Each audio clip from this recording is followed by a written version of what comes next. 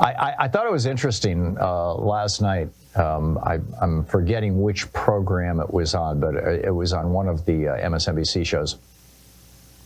One of the professors from Columbia University was on, and as I recall, it was Columbia. There was one student 3 weeks ago, that's before the protests began, from that university, who had done a TikTok in which he said that Zionists don't deserve to live. And that's the one video that's Elise Stefanik brought that up and asked the president of the university about it. And the president of the university said, well, yes, he's been talked to and he's been disciplined and he's apologized. It won't happen again. So that's the one incident in the entire university so far. And this professor was saying, there's nobody calling, they are not making anti-Semitic comments. They're saying that people are being killed in our name with our tax dollars and our weapons, and we're not comfortable with that.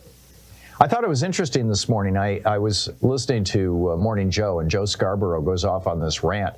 He's quoting Bill Maher from his program on Friday night. And apparently Friday night, I haven't seen the show, but apparently Bill Maher did this little riff, kind of wagging his finger at the student protesters, saying, there's Myanmar is having a genocide, and China has 1 million people in prison, in their prison camps, the Uyghurs, and he goes through a list of horrible things. Syria just killed 1 million of their people. Horrible things happening all around the world. He says, why aren't you protesting them? And as he's going through the list, I'm going, because the U.S. isn't supplying the bombs. Because the U.S. isn't paying for the bombs in Syria. We're not paying for the bombs in China. We're not paying for the military in Myanmar. Literally every single one of the things that he went through is something that we're not paying for. We are paying for the death and destruction that's happening in Gaza. And it's so facile. It's so glib. It's so cheap to say, well, you're protesting the death of 32,000, largely innocent civilians in Gaza. Why aren't you protesting the death of people among the Uyghurs? Well, because we paid for that death in Gaza. And I was just astonished that Joe, Mika, the whole bunch of them, Joe Scarborough and his crew were all basically echoing Bill Maher, echoing Netanyahu. I mean, Netanyahu's saying the same thing. Okay, students, why aren't you protesting these? Well, because we're not paying for those. Anyway, throughout the 60s and 70s, conservative activists led this counterattack against those of us who, back in the 60s, by the 70s, I was married and running a business, but certainly in the 60s, in the anti-war movement, we had conservatives saying that we were communists. We weren't. We were opposed to the war in Vietnam. And actually, SDS didn't even start out as an anti-war organization. The Port Huron Statement was written, when the Vietnam War was just a little tiny. We were just providing advisors at that time. And the Port Huron Statement was about racial harmony and economic justice, and basically ending apartheid in the United States. And then SDS, moved into the anti-war territory. But the college presidents went along with the right-wing meme. The right-wing meme was that we were trying to destroy education, that we were disrupting campuses, that, quack, quack, quack. And yes, sometimes we were, but usually in response to police violence. There was a big arrest at Michigan State University. 13 people got arrested, and students went out and overturned a couple of buses full of cops and occupied the campus for a week or two. I get that.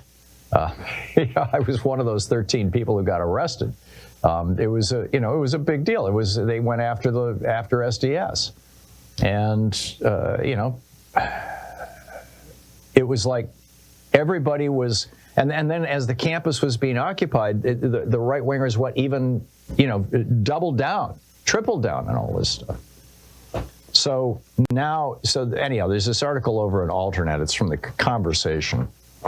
And, asking the question, is anti-Semitism the new communism? Because the vast majority, 99-point-something% of the people who are protesting at universities around the country are not spouting anti-Semitic talk. And in fact, the one incident that everybody has been talking about, this kill the Jews, it turns out in fact, there's video of this now that was provided by an organizer for Huskies for a Free Palestine. This was at Northeastern University. There's around 100 peaceful protesters, and one of the protest leaders said, here it is, said, you repeat to me what I say to you. Got it? In other words, let's do a chant. And when she got up and said, let's do a chant, there was a person holding an Israeli flag, a counter-protester, a pro-Israel, anti-Palestinian protester, who shouted, kill the Jews. Anybody on board? Anybody on board? In other words, he's asking the crowd if anybody wants to join him in chanting, kill the Jews. He's one of the pro-Israeli protesters. And instead, they booed him off the stage, basically, or booed him. They said, no, we're not going to do that. But that chant was what was cited by the president of the university to call the police in to start beating on the heads of the protesters, who were not saying kill the Jews, who had booed down the pro-Israel guy who said kill the Jews. I mean, this is like right out of the 60s. We saw the leadership of SDS at MSU and in campuses all across the United States being targeted for arrests, very often phony baloney arrests on charges having to do with things that drug charges or traffic charges or whatever. And then, of course, you had the massacre at Kent State in 1970. I mean, this really hurt the Democratic Party because we had a Democratic president. Well, not in 1970, but, in the 60s. We had Lyndon Johnson, and that's why Hubert Humphrey didn't get elected in 68, because Richard Nixon succeeded in blowing up the Vietnam peace talks, and the protests continued. They were very polarizing. So the right is just running an old script here. And that old script is fundamentally dishonest. But that's what's going on, and I think it's very unfortunate. Why Democratic voters won't accept Republican defectors. Stick around. I got to share an amazing op-ed with you. We'll be right back. In addition to bringing you the Thom Hartmann Program here on Free Speech TV and Video Media Online, we also have a whole set of ways you can interact with us and tools you can use to spread the word about the importance of democracy and the threats to it in our republic. First, there's your daily homework. Sue Nethercutt puts together a daily email newsletter that has a link to every story I discuss on the air, so you can find my sources and you can share them with your friends. It's free and you can sign up at thomhartmann.com. Second, I publish my daily take every day over at the hartmannreport.com website. That's also free if you want the daily 5 days a week rant in your inbox. No ads either. Third, we have the podcasts. There's the free 1-hour version of our daily show that's advertising supported. You can find that wherever you get your podcasts normally. And then there's also the podcast of the entire 3-hour show with no advertisements, and that's available by subscription over at thomhartmann.com. So check them all out at thomhartmann.com and hartmannreport.com.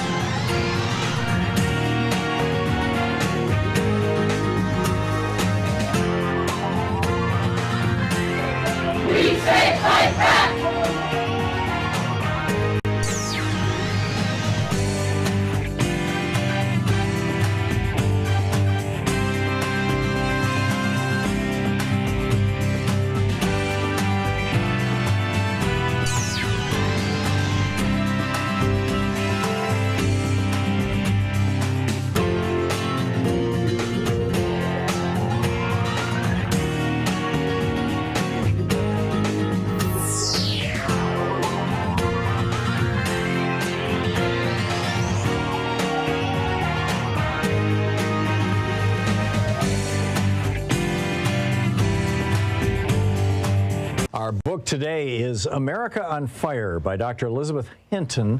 The subtitle, The Untold Story of Police Violence and Black Rebellion Since the 1960s. I'm reading from the introduction.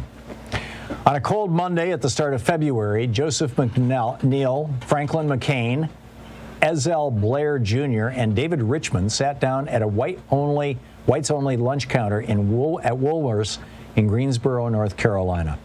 A waiter refused to serve the young men and suggested they order takeout instead. The four North Carolina A&T students remained at the counter. The store manager approached and asked them to leave. Still, they did not move. A police officer arrived, slapping his nightstick in his hand in an attempt to intimidate. Rather than allow the students' offense against Jim Crow to continue, the manager of the store closed the store for the day. 24 black students returned on Tuesday. Over 50 black students and 3 white students participated in the sit-in on the next day, Wednesday, February 3rd, 1960. News of the protests spread, and soon the sit-in movement had expanded to 55 cities and 13 states. By April, over 50,000 students were involved.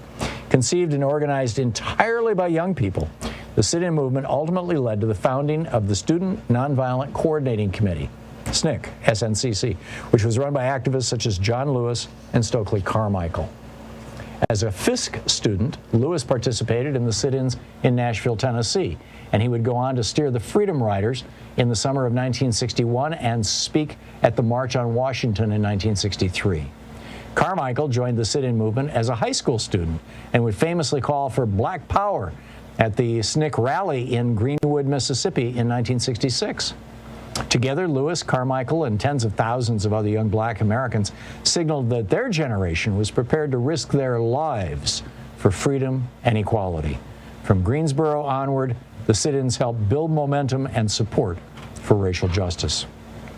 The students in Greensboro engaged in a nonviolent protest to demand full integration, the right to vote, equal educational opportunities, decent jobs, protection against white supremacist terrorism, and an end to police violence. These were the central aims of the civil rights movement more broadly.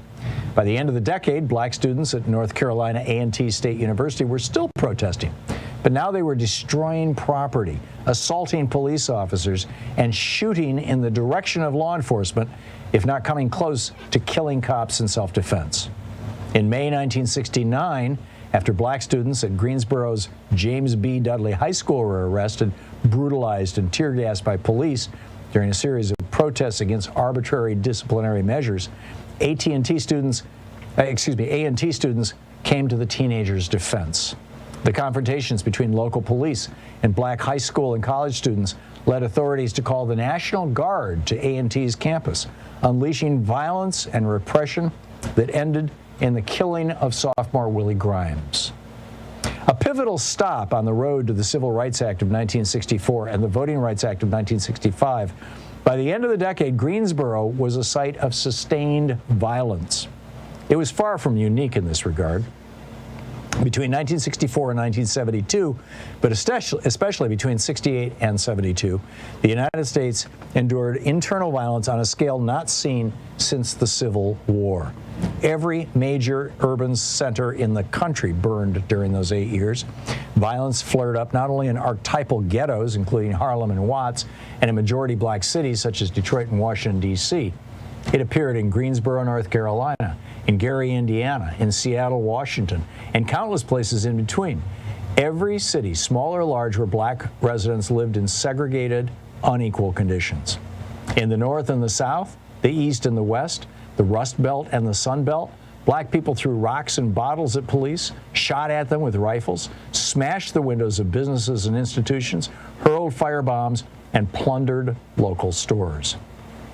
These events, what we commonly call riots, or what people who are to the left of center sometimes refer to as civil disturbances, caused hundreds of millions of dollars of property damage.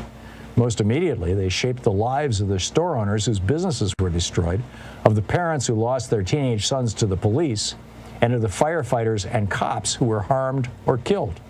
But ever since, Americans have been living in a nation and a national culture created in part by the extreme violence of the 1960s and the early 1970s. The aftershocks of that era have, at times, taken the form of mass violence to which all Americans have been witness. In Miami in 1980, in Los Angeles in 1992, in Cincinnati in 2001, and in more recent years, in Ferguson, Missouri, Baltimore, Maryland, and Minneapolis, Minnesota. The enduring impact of the violence of the 60s and 70s has been felt more regularly and more acutely by black people in American cities who faced new policing practices that emerged under the banner of the war on crime. The routine stop and frisks that attacked people's dignity, the breaking up of community gatherings, the presence of armed, uniformed officers in the hallways of under-resourced public schools, and more. Such strategies help repress mass violence as a regular phenomenon, but they ironically made further riots inevitable. Those strategies remain in place today. The book, America on Fire.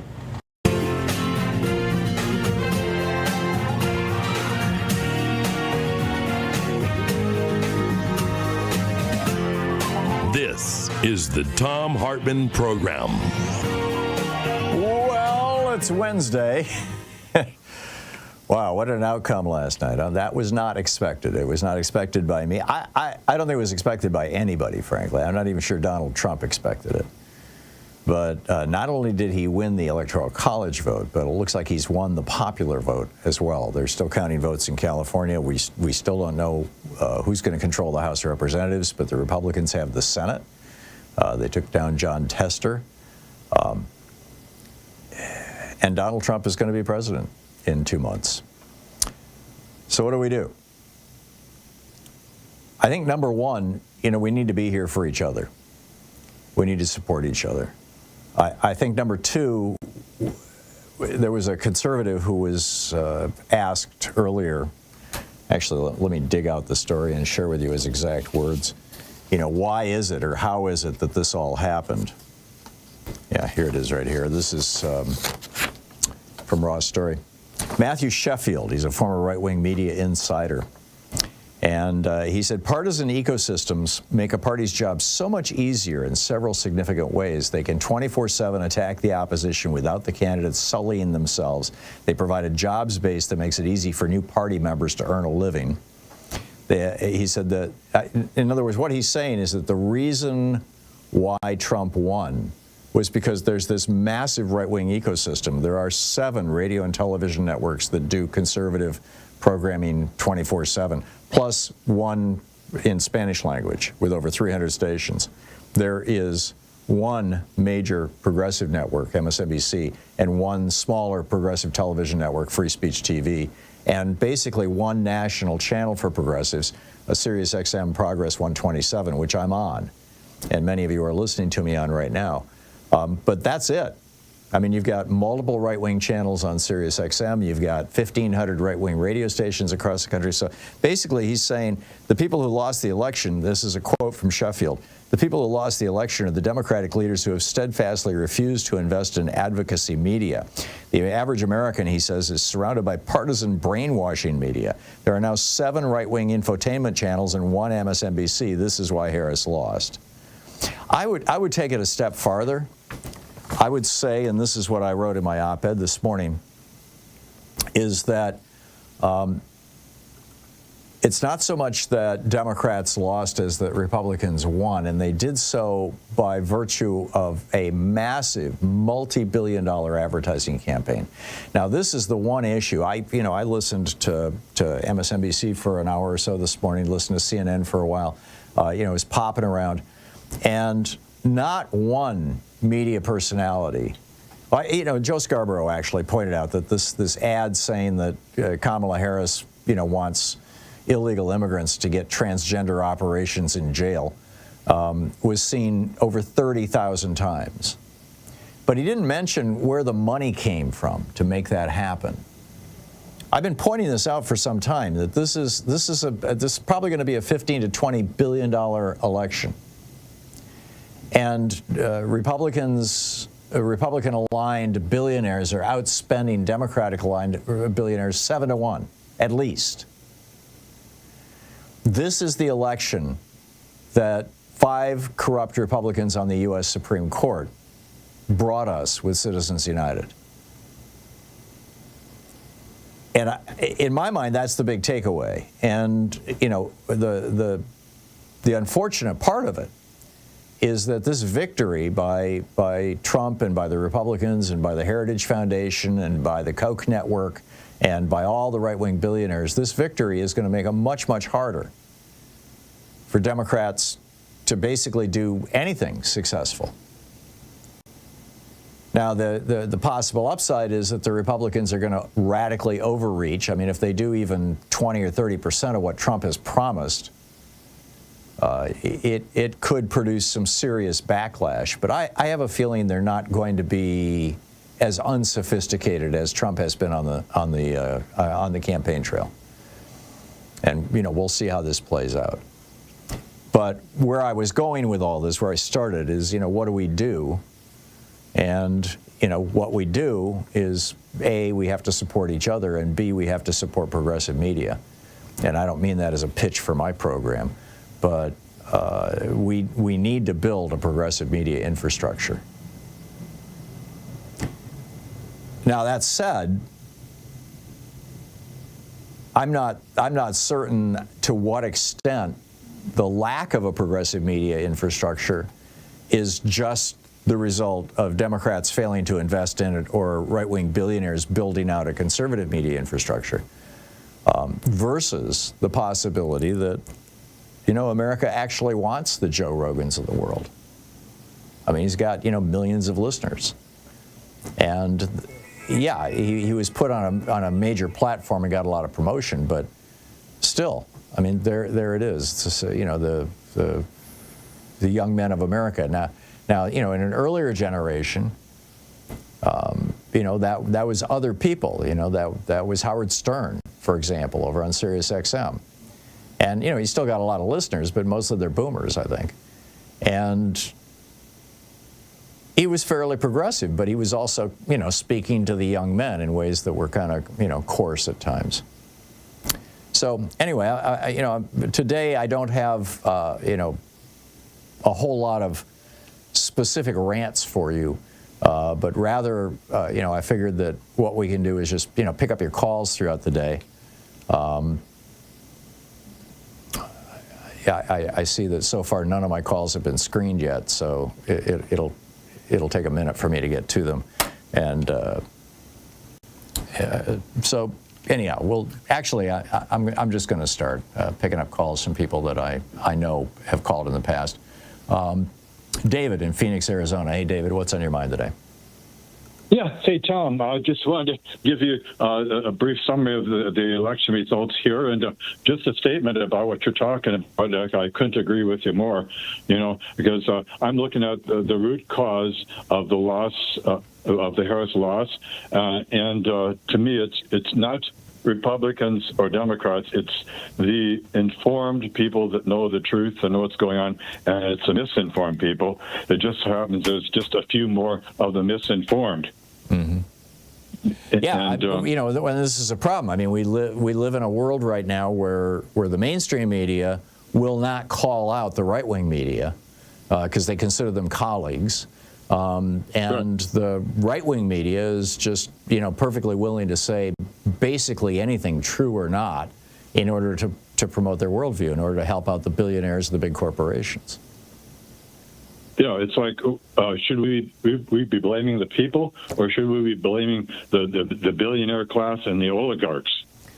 I'm you know, to the extent that I'm laying blame today, and I'm not a big one for finger pointing, but to the extent that I'm laying blame today, I'm laying that blame on the 5 Republicans on the Supreme Court in 2010 who ended the good government rules that we had in place, in some cases since the 1890s, that basically you know, made it harder for big money to control elections. And, you know, now basically our elections are being bought by whoever has the most money. I mean, you know, I spent years in the advertising business. I owned 2 ad agencies. I used to teach advertising and marketing for the American Marketing Centers, companies all over the country. We had, you know, big Fortune 500 clients. I understand marketing, and I can tell you, if you've got enough money, and in particular, if you're willing to shade the truth, you can sell pretty much anything to anybody, at least once. Now, the thing that amazes me is that, they sold Donald Trump to us twice.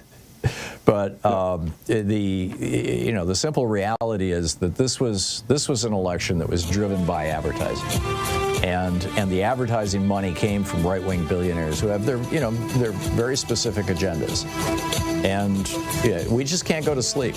We've got to become an active resistance to this. David, thank you for the call. The resistance has to form. And we can't just say, oh, okay, well, bummer, I guess I'm just going to go to sleep or take a cruise or something. No, we got to work. This is the Thom Hartmann Program. And we've got a lot of work to do. I'll be back with your calls in just a moment. Stay with us.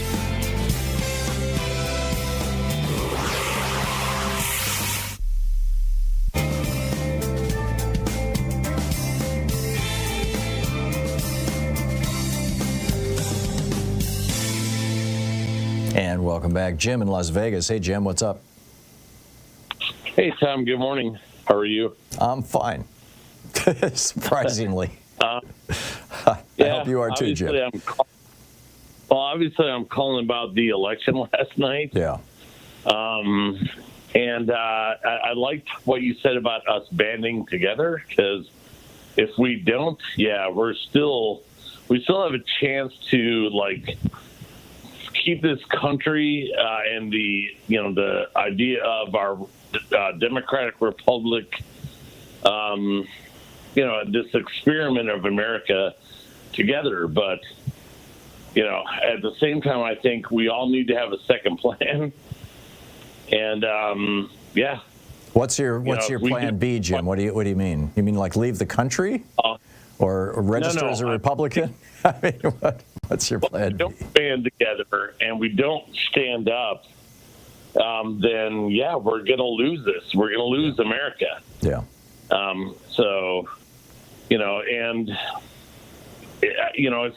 This is really hard. I mean, I fought for this country for 12 years, and to see this happen is it's so hard for me. Yeah. I think what you said really spoke out, I think, to everybody. We do need to continue to band together, and we need to fight against this. Even though these fascists have taken over, we can still fight against this and keep our country the way it is. Yeah. I hope you're right. And I think you're right. I really believe that when Trump and the Project 2025 people start going whole hog, when they start trying to enforce the Comstock Act, when they start, rounding up people, when they start going into the cities and shooting at people who are protesting, if they do those things that they have promised, that there's going to be a huge blowback. And in 2 years, you're going to have a lot more Republicans up for re-election in the Senate than Democrats. And I think that, if we can make it through 2 years, and I think we will, that there's a very real possibility that in 2 years we'll take back the House and Senate. Well, I myself don't think that we are going to have elections in 2 years. Oh, I think we will. I think with everything that has happened, he's going to put RFK Jr. in charge of healthcare. Right. This country is literally going to go back to the dark ages, and at that point, well, it's not going to be that bad. I mean, what Bob Kennedy wants to do is he wants to do away with mandatory vaccinations. The vast majority of Americans are still going to get vaccinations. They're paying attention to their doctors, and he wants to get the fluoride out of the water. And the simple reality is that pretty much all toothpaste these days has fluoride in it. Fluoride in the water is not the issue that it was in the 1950s. I don't see either of those things as anything that's going to break America. It's just, it's sad. He's going to put a crackpot in charge. Ron DeSantis put a crackpot in charge of Florida's public health. And, Florida's still there. Yeah, but the fact of the matter is that the most people that died of COVID in Florida were in Florida. Yeah, no, I get it. They, the Republicans died of COVID, at twice the rate Democrats did. I get that. There will be a certain winnowing out. There will be a Darwin effect. But I don't think it's going to bring. I don't think Bob Kennedy is going to bring this country to its knees. Jim, I got to run, but thank you for the call. It's 19 minutes past the hour, almost 20. We'll be right back with you in 60 seconds.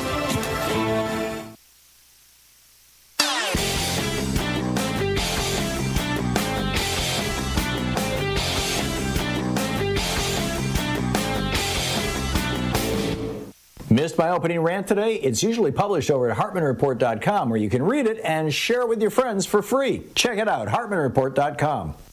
From Los Angeles to Columbia, South Carolina, from Birmingham, Alabama to Baltimore, universal basic income programs are chalking up proof after proof of their viability.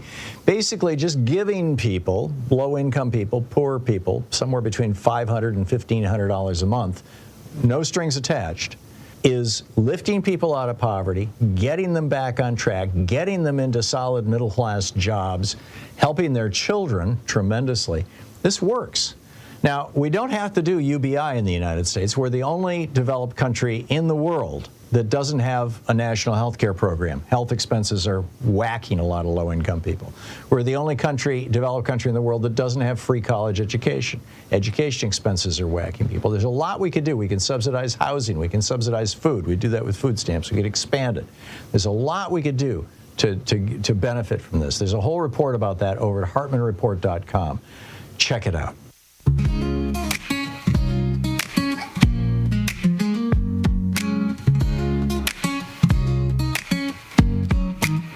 Justice and truth buried deep in the ground, sold to the highest bidder without a sound. Elections they claim to be fair and free, but look close enough, it's a billionaire spree. Who needs democracy when billionaires call the shots? They're rewriting the rules, taking all we've got. Dark money's pouring, drowning out the light. They're owning the stage in America's fight. Yeah, that's what I've been saying here. It's all about the dark money. That's and again, you're not going to hear anybody on corporate media mention that fact, because where does that dark money go? To corporate media. I mean, it's like, do you really think that any television network is going to come out and say, gee, it's really a shame that the right-wing billionaires gave us $1 billion this year to run ads? No, it's not going to happen. I mean, you'll hear it here. Because I'm not getting, we didn't run a single political ad this year. Nobody is throwing political money at this program. And generally speaking, that's the case with talk radio. Because, they already know that their message is getting out through the hosts themselves. But the simple reality is that you're not, that number one, in my opinion, number one, what won this election for Donald Trump and the Senate for Republicans was massive, overwhelming advertising. Lamar Waldron, my friend Lamar, lives in Georgia, lives in Atlanta, or an Atlanta suburb. And we were talking in an email yesterday, and he said that the anti-Kamala Harris ads, the Kamala Harris wants to turn your kid trans ads, are 10-1 outnumbering the pro-Kamala Harris ads on television in Georgia. And, it had an impact. And I'm hearing that, from callers all over the country. People are saying the same thing. So, dark money. So, as I said at the very beginning, we need to support each other. I think it even goes beyond just we need to support each other and be there for each other. And today is kind of a support group day. We're just processing what's going on. No guests, no big topics. Let's just talk about, what's going on, what you're going to do about it, what we can all do about it, how we feel about it, what we think about it, what caused it, where this country might go. But beyond that, if you have friends or neighbors who are in the communities that will likely be affected by the Donald Trump presidency and the Project 2025 running of America, if you have friends or neighbors or relatives who are women who are capable of becoming pregnant, or who are members of the queer community who are gay or lesbian or trans, or who are racial minorities, Black, Hispanic, Asian, Native American, or who are religious minorities, particularly Muslims, reach out to them. Let them know that you're there. Let them know that you care about them and that there are good people here, and there are still good people in this country. That Donald Trump and the Republicans and the right-wing billionaires don't represent all of us. And let them know that if the time comes, there will be resistance, and that you will be part of that resistance. Give them some reassurance. Andre in Chicago. Hey, Andre, what's up? Hey, Tom, how you doing? Good. Sorta. hey, yeah, and I share those sentiments exactly. So I want to start with this, Tom. I want to say that Martin Luther King Jr. said this: where do we go now, chaos or community? I say we go community. Agreed. And when I say we go community, we talk to the people, and it's time for everybody now to go to Governor Pritzker to make sure that we have safeguards in place to protect us for these Donald Trump policies that will be coming down the pike. We need to address it. We need to address all of the local police stations in Illinois for consent decrees. We need to protect our health care. We need to protect people that get SNAP benefits. We need to protect Social Security. We need to go to Pritzker right now and be proactive and get him and those other parties involved to protect us from what may be coming. That's the option I see we have until the 2 years come when you say we can elect a majority in the House and the Senate. Yeah, and I'm telling you, Andre, the people that I know in elected office, and I've spoken to a couple of them in the last 24 hours, what I'm hearing is that Democratic mayors and Democratic governors are having really intense conversations today about what we can do, what they can do, because every Democratic mayor in the country saw what Trump did to Seattle and Portland when he sent ICE officers into our cities without identification, and they literally drove around in unmarked vans, grabbed protesters off the street, beat them up, and then dumped them. And we know what he has done, and they're seriously talking about protecting our states and protecting our cities from the federal government, from Donald Trump, and from Trump's goons. So I'm with you, Andre, and all of us need to get far more involved with our local politics, as you just pointed out. You're absolutely right, Andre. You get more involved with your local politics, as Republicans have been doing for years, by the way, and build that firewall. Andre, thank you for the call. 27 minutes past the hour. You're listening to the Thom Hartmann Program. Call 202-808-9925. We'll be right back with more of your calls. Stay tuned.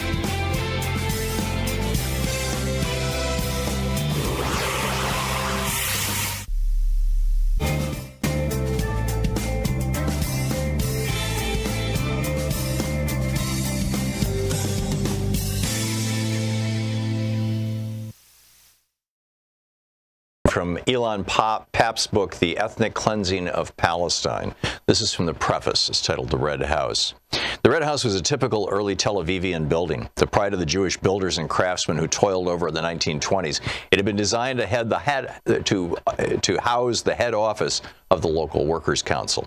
It remained such until toward the end of 1947 it became the headquarters of the Haganah, the main Zionist underground militia in Palestine. Located near the sea on Yarkon Street in the northern part of Tel Aviv, the building formed another fine addition to the first Hebrew city on the Mediterranean, the White City, as its literati and pundits affectionately called it. For in those days, unlike today, the immaculate whiteness of his houses still bathed the town as a whole in the opulent brightness so typical of Mediterranean port cities of that era and that region. It was a sight for sore eyes, elegantly fusing Bauhaus motifs with the native Palestinian architecture in an admixture that was called Levantine, in the least derogatory sense of the term. Such too was the Red House, its simple rectangular features graced with frontal arches that framed the entrance and supported the balconies of its two upper stories. It was either its association with the workers' movement that had inspired the adjective red, or its pinkish tinge that it acquired during sunset that had given the house its name. The former was more fitting, as the building continued to be associated with the Zionist version of socialism when, in the 1970s, it became the main office for Israel's kibbutzim movement. Houses like this, important historical remnants of the mandatory period, prompted UNESCO in 2003 to designate Tel Aviv as a World Heritage Site.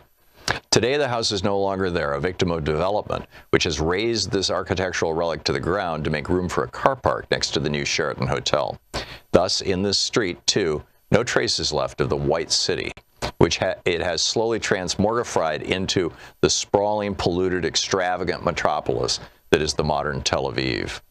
In this building on a cold Wednesday afternoon, 10 March 1948, a group of 11 men, veteran Zionist leaders, together with young military Jewish officers, put the final touches on a plan for the ethnic cleansing of Palestine. That same evening, military orders were dispatched to the units on the ground to prepare for the systematic expulsion of Palestinians from vast areas of the country. The orders came from a detailed description of the methods to be employed to forcibly evict the people: large-scale intimidation, laying siege to and bombarding villages and population centers, setting fire to homes, properties, and goods, expulsion, demolition, and finally planting mines among the rubble to prevent any of the expelled inhabitants from returning. Each unit was issued with its own list of villages and neighborhoods as the targets of the master plan.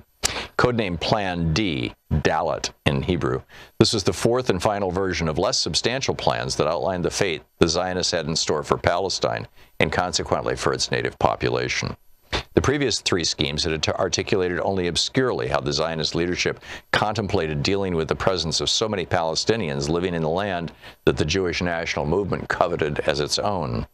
This fourth and last blueprint spelled it out clearly and unambiguously. Quote, "The Palestinians have to go," end quote.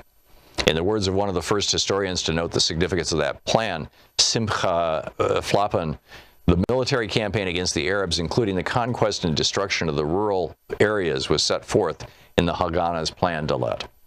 The aim for the plan was in fact the destruction of both the rural and urban areas of Palestine.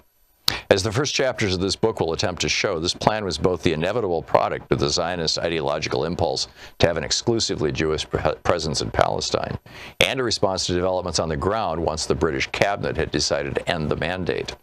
Clashes with local Palestinian militias provided the perfect context and pretext for implementing the ideological vision of an ethnically cleansed Palestine. The Zionist policy was first based on retaliation against Palestinian attacks in February of 1947, and it transformed into an initiative to ethnically cleanse the country as a whole in March of 1948. Once the decision was taken, it took 6 months to complete the mission. When it was over, more than half of Palestine's native population, close to 800,000 people, had been uprooted. 531 villages had been destroyed, and 11 urban neighborhoods had been emptied of their inhabitants. The plan decided upon on 10 March 1948, and above all its systematic implementation in the following months, was a clear-cut case of ethnic cleansing operation regarded under international law today as a crime against humanity. After the Holocaust, it has become impossible to conceal large-scale crimes against humanity. Our modern communication-driven world, especially since the upsurge of electronic media, no longer allows human-made catastrophes to remain hidden from the public eye or to be denied. And yet one such crime has been erased almost totally from the global public memory: the disposition of the Palestinians in 1948 by Israel.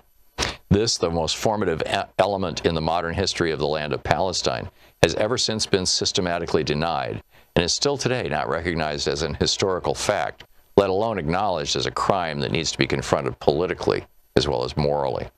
Ethnic cleansing is a crime against humanity, and the people who perpetrate it today are considered criminals to be brought before special tribunals. It may be difficult to decide how one ought to refer to or deal with in the legal sphere those who initiated and perpetrated ethnic cleansing in Palestine in 1948, but it's impossible to reconstruct their crimes. Anyhow, it continues the ethnic cleansing of Palestine.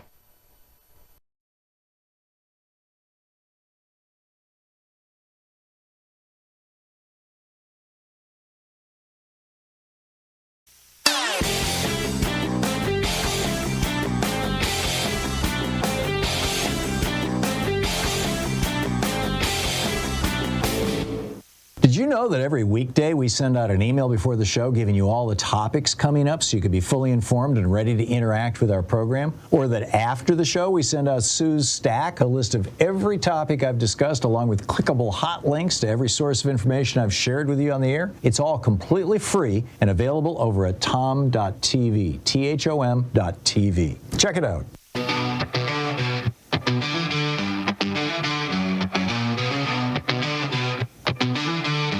Welcome back. 34 minutes past the hour. Picking up your calls here. MJ in Seattle. Hey, MJ, what's on your mind today? Good morning, Tom. You and I were born about 2 weeks apart, so our lives have had many hallmark moments that were cultural that we share, and so I'm so glad you're here this morning. Back at you. Yeah. And I also am a parent who represents and supports a queer child who is an adult. Me too. And so it's cultural. It's personal. I took a child in grade school to walk the streets of Seattle to demonstrate against George W. Bush's plan to go to war in Iraq and Afghanistan, and so this is where I'm coming from. I have follow Robert Reich. He is an economist and a professor. He has great things online right now. I got an email from him this morning, and that's why I'm calling, because this is. You have to take care of your own grief, and you also feel the need to know, well, what are we going to, what now? Where are we going to go now? And he has a great email this morning. It is, he says, the resistance starts now. Yep. That's what he says. I have a little bumper in there where I got to do something to care for myself. Last night I joined a watch party because I knew it was going to be bad, and I knew I wanted to have a few friends around me. It felt better to feel bad together than all alone. So that's what we did. But I want to tell you just quickly that Robert Reich says we will do. We will block Trump's cruel efforts of mass deportation. We will not allow mass arrests and mass detentions. We will protect trans people and everyone else who is scapegoated. We will stop Trump's efforts to retaliate against perceived enemies. And we will ask other Americans to join us, left and right, progressive and conservative. But it will be, and he says, well, it's going to be peaceful. We will keep alive the flames of freedom and the common good and preserve our democracy. We the people will fight for the general welfare. Yeah, I believe we that. The people will resist. I absolutely believe that.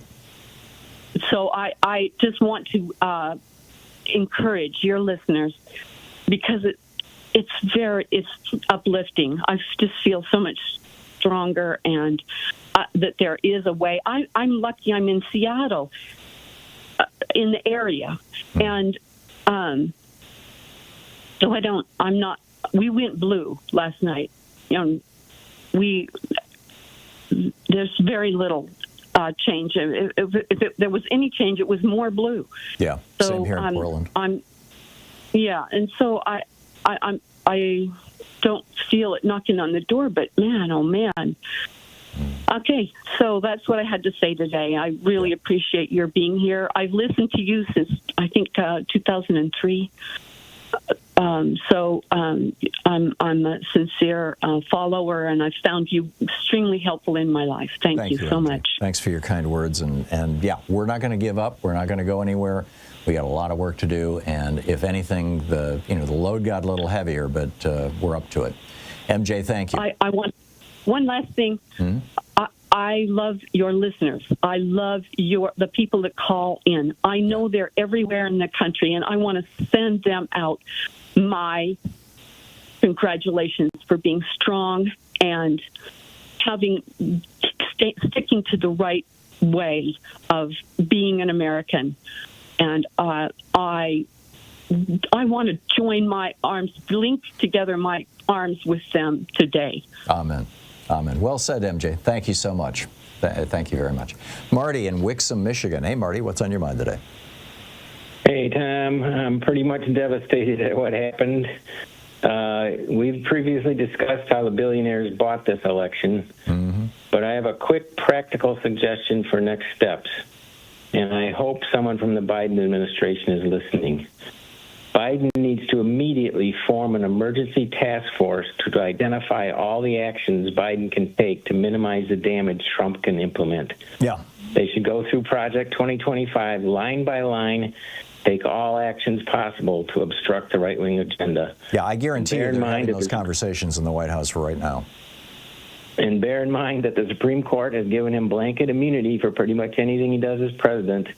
Well, so it's time for he and Merrick Garland to grow a pair and take aggressive action. Yeah. Yeah. Did you see Lindsey Graham this morning came out and tweeted to Jack Smith, better find another line of work, essentially. So, jeez. Yeah. Yeah. Yeah. No, we got, a couple months here. Biden should take every action he possibly can to blunt the damage. Absolutely. Thank you, Marty. Kathy in Green Bay, Wisconsin. Hey, Kathy, what's on your mind today?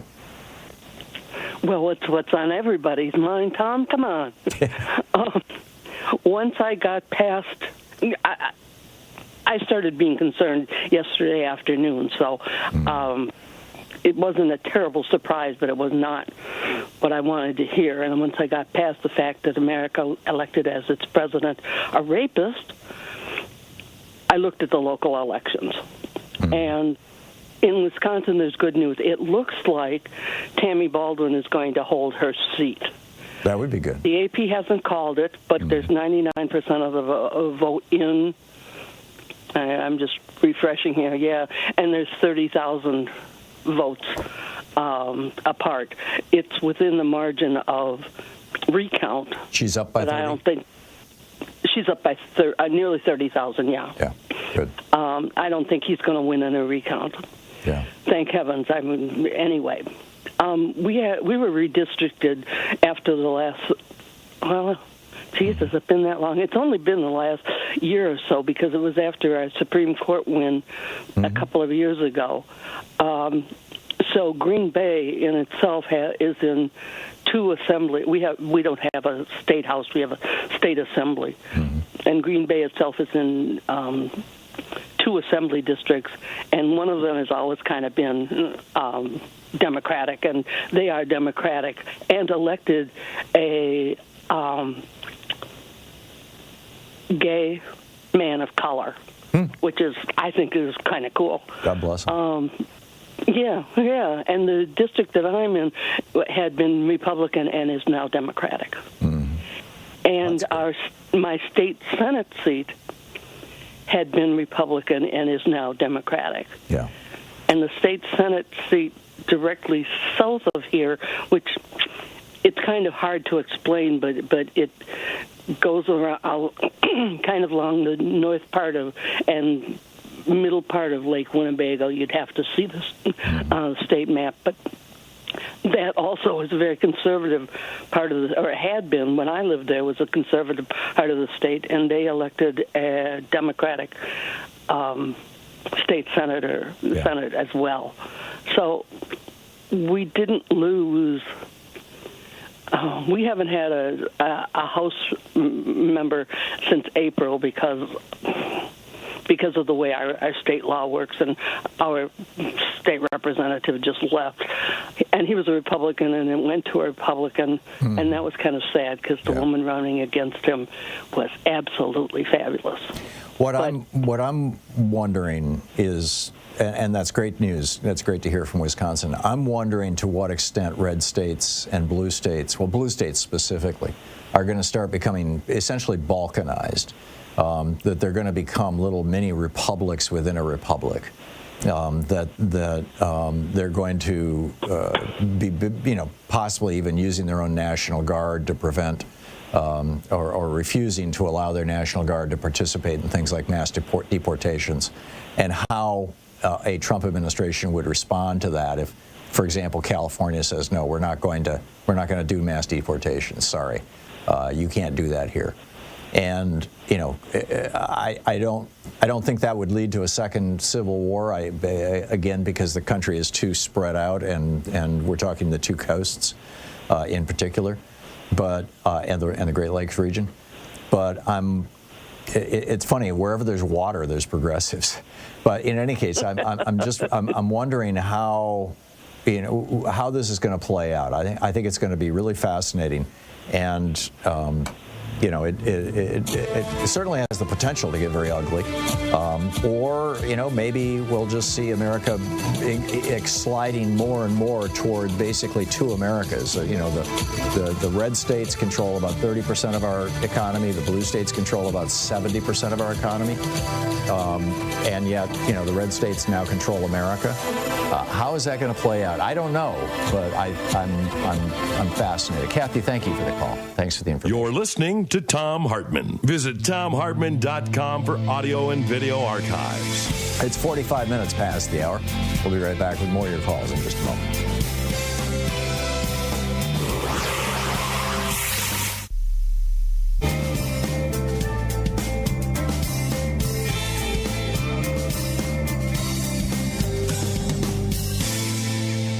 And welcome back. Larry in Los Angeles. Hey, Larry, what's on your mind today?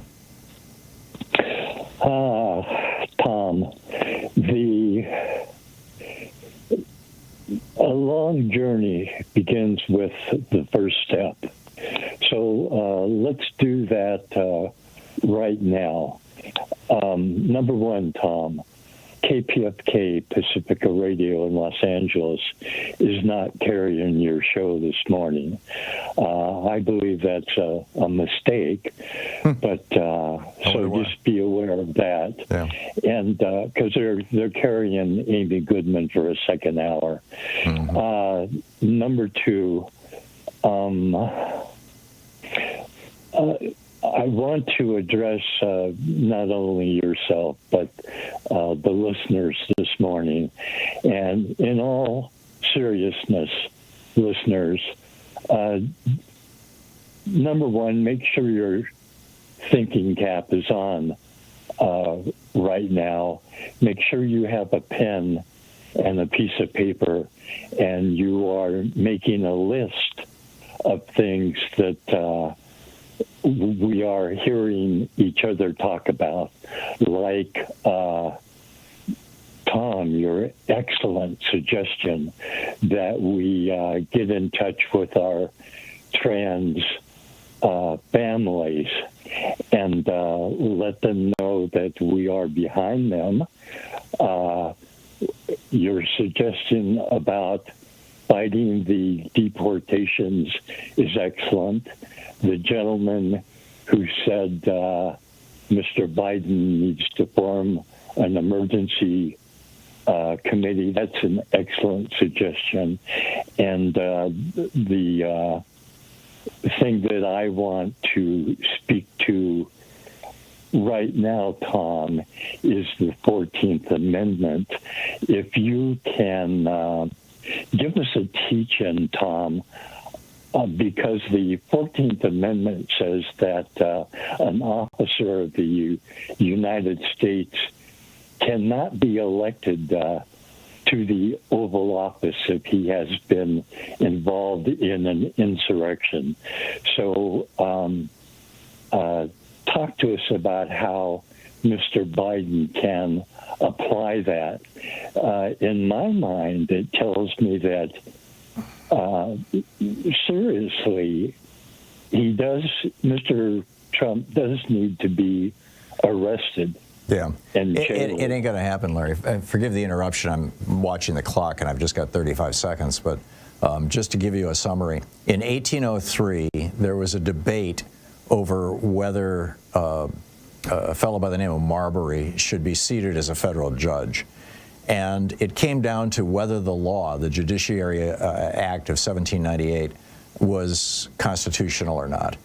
The Supreme Court stepped in, and Justice John Marshall said somebody has to be the final arbiter of what is and is not the law, what the Constitution means. And so in that decision, Marbury versus Madison, John Marshall took to the Supreme Court a power that's not given to it in the Constitution to decide what the Constitution actually says, what the law is. That's off the law, Mike.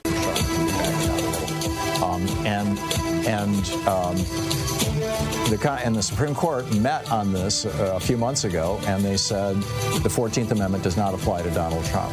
So that's the law now. They have the final say because we have judicial review, and it's not going to go away. I agree with your assessment, but it's not going to happen.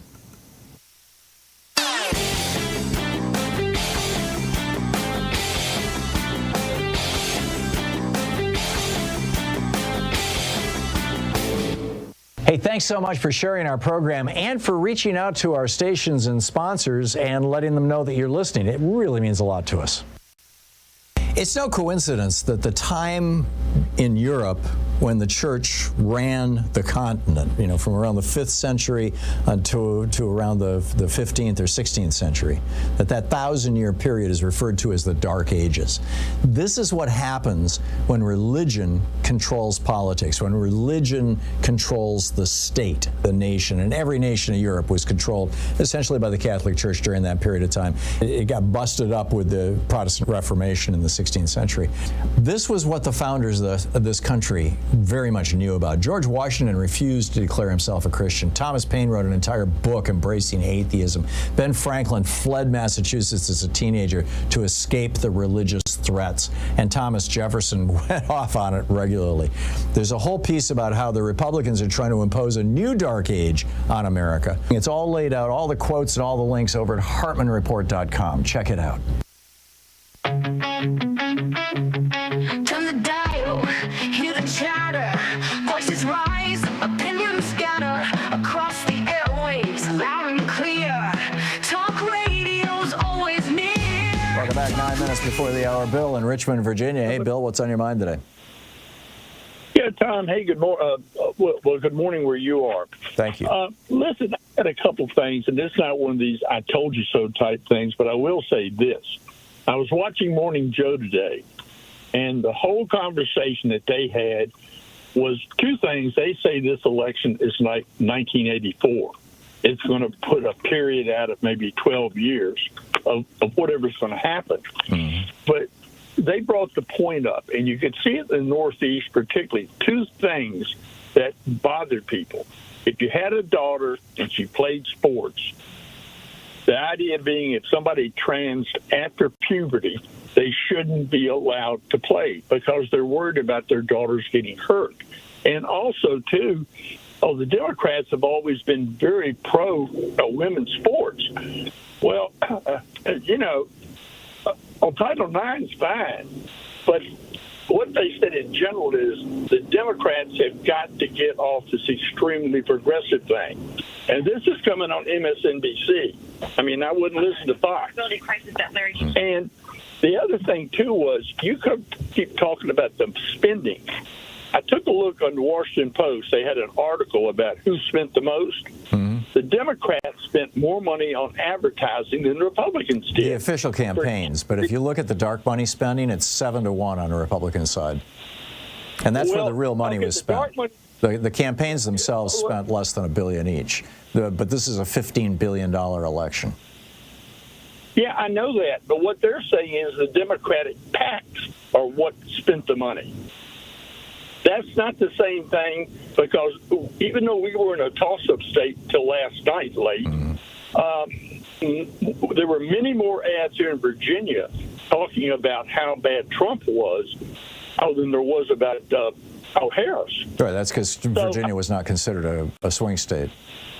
Yeah, but I'm just talking like, particularly like the D.C. area, has a lot of impact. It comes out farther. But I'm trying to say this, and I said this to you before, and you shot me down about progressives. about, Medicare, Medicaid, Social Security.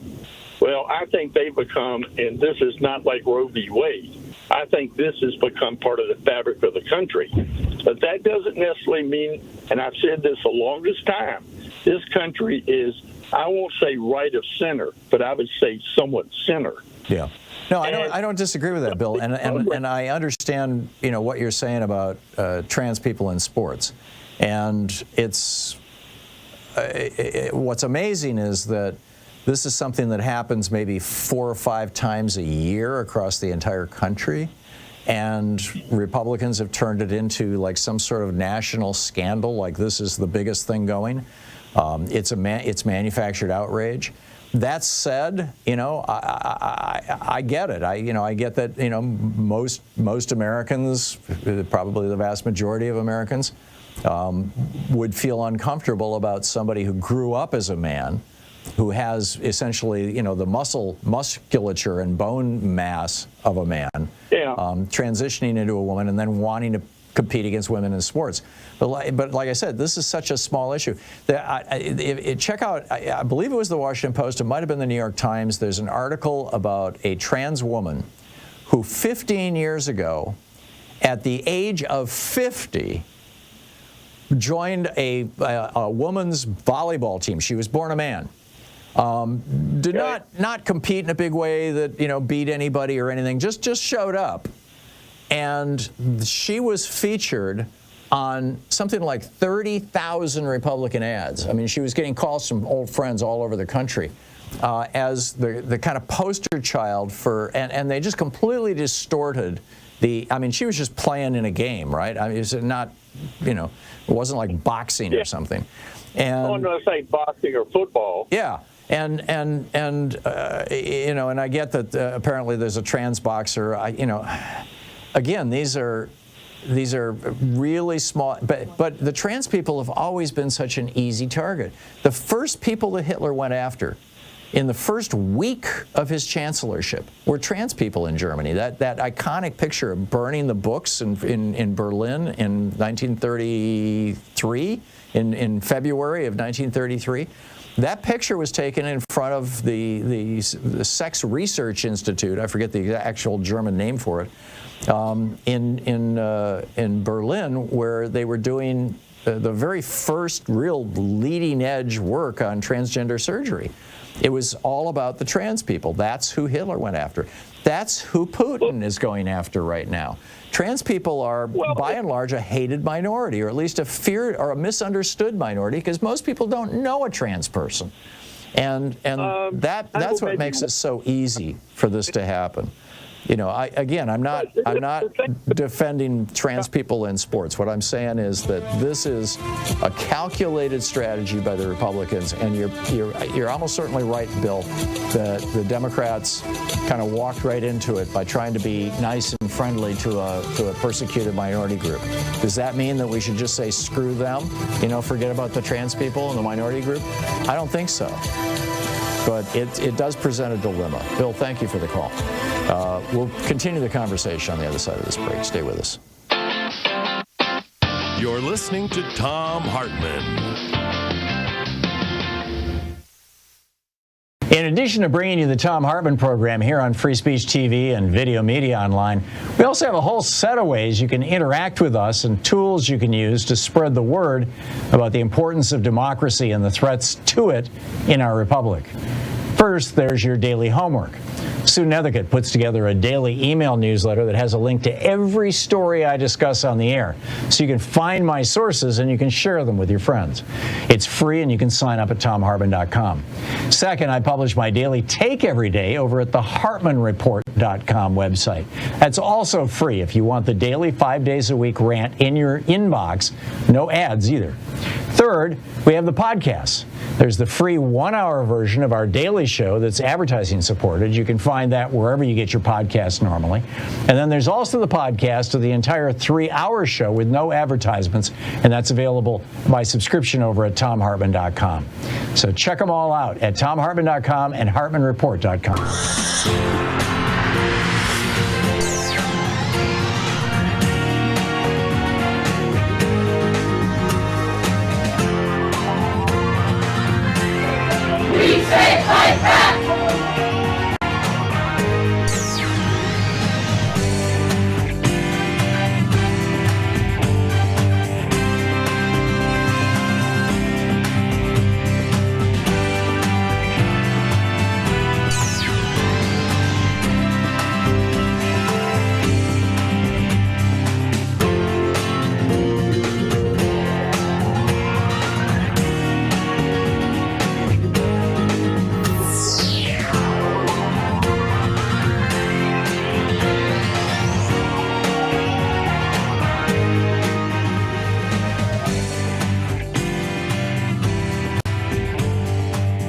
book today in the Thom Hartmann Book Club is Common Sense for the 21st Century by Roger Hallam.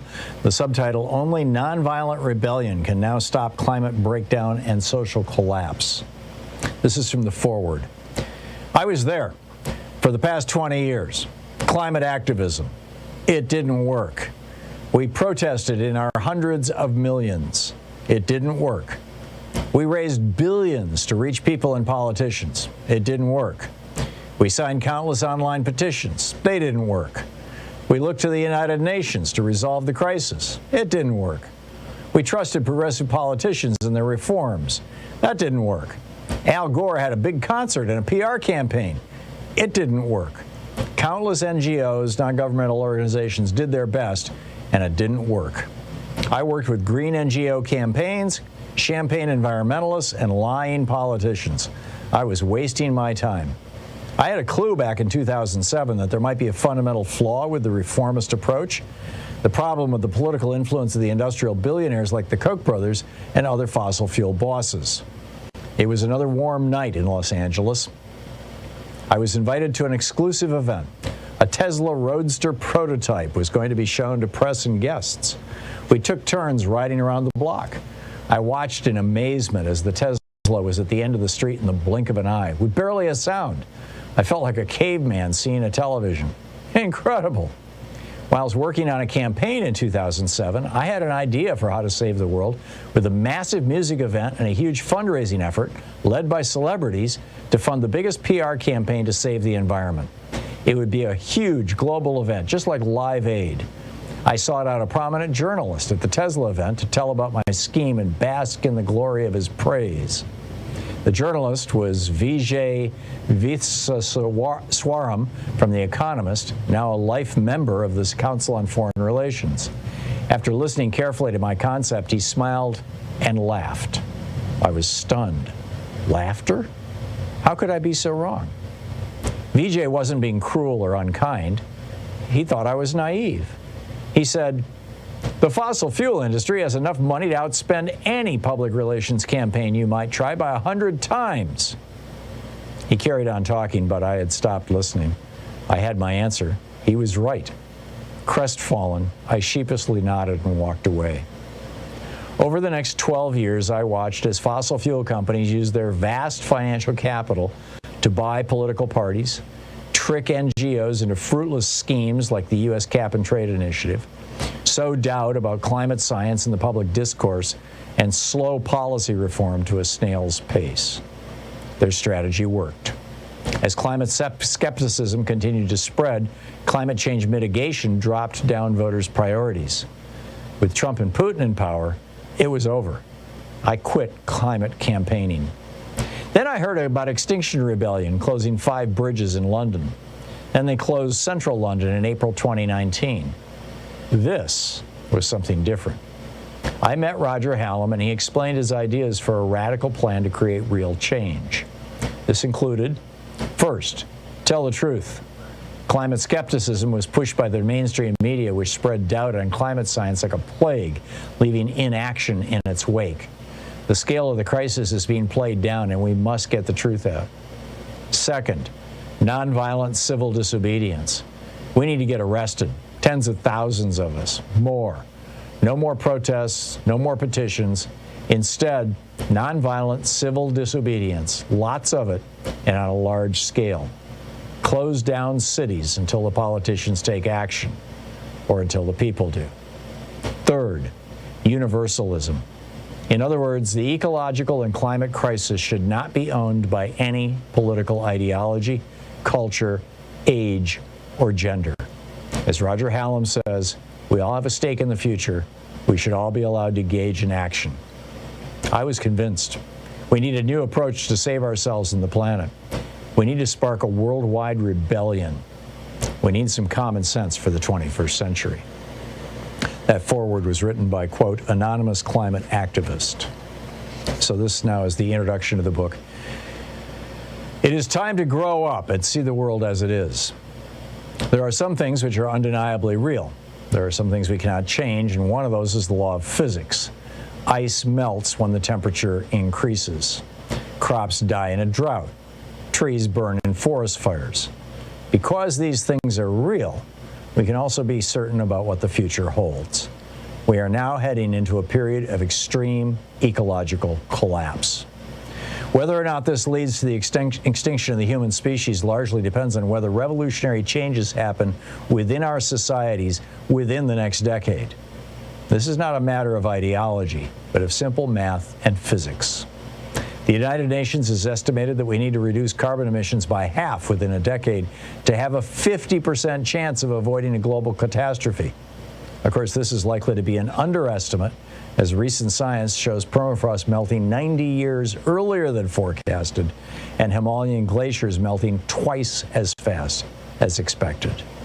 The book, Common Sense for the 21st Century, by Roger Hallam, the co-founder of the Extinction Rebellion. The subtitle, Only Nonviolent Rebellion Can Now Stop Climate Breakdown and Social Collapse.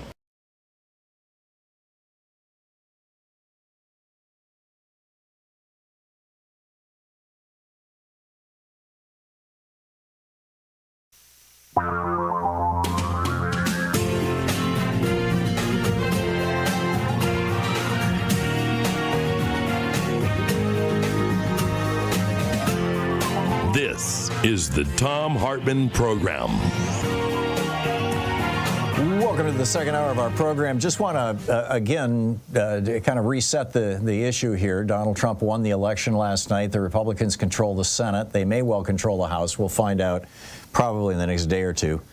The vote is still being counted in a number of places, particularly California. Number one, we need to support each other.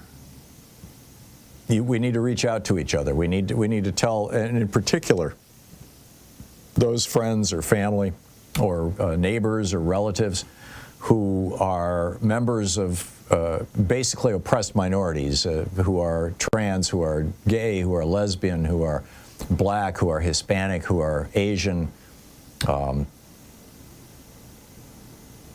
Native American, who are Muslim, or who are, just particularly Muslims, that let them know that we're there, that we support them, that we're here with them, and that we will resist.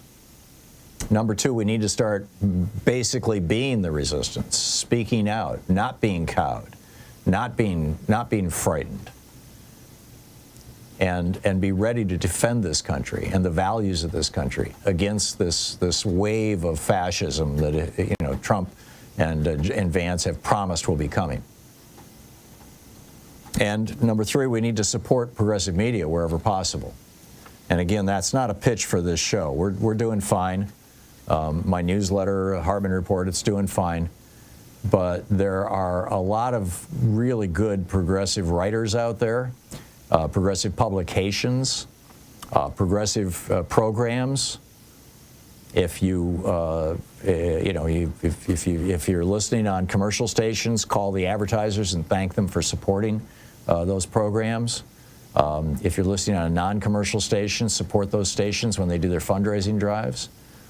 If you're reading somebody who you really like, if it's a Substack newsletter, if it's whoever it may be, and you can kick in a little bit by becoming a paid subscriber.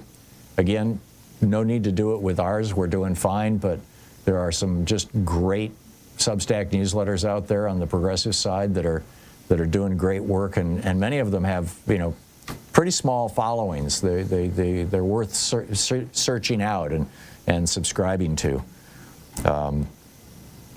So anyway, support progressive media, and let's help build progressive media.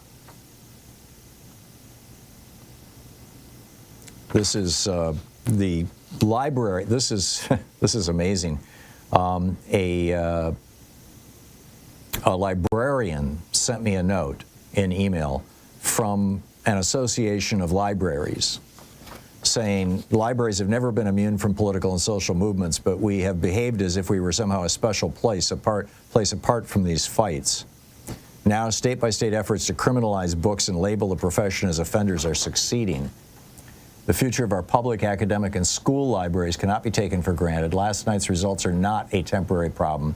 Without some intervention to combat misinformation around libraries and library workers, voters will not suddenly realize they were wrong about their lack of support for these institutions.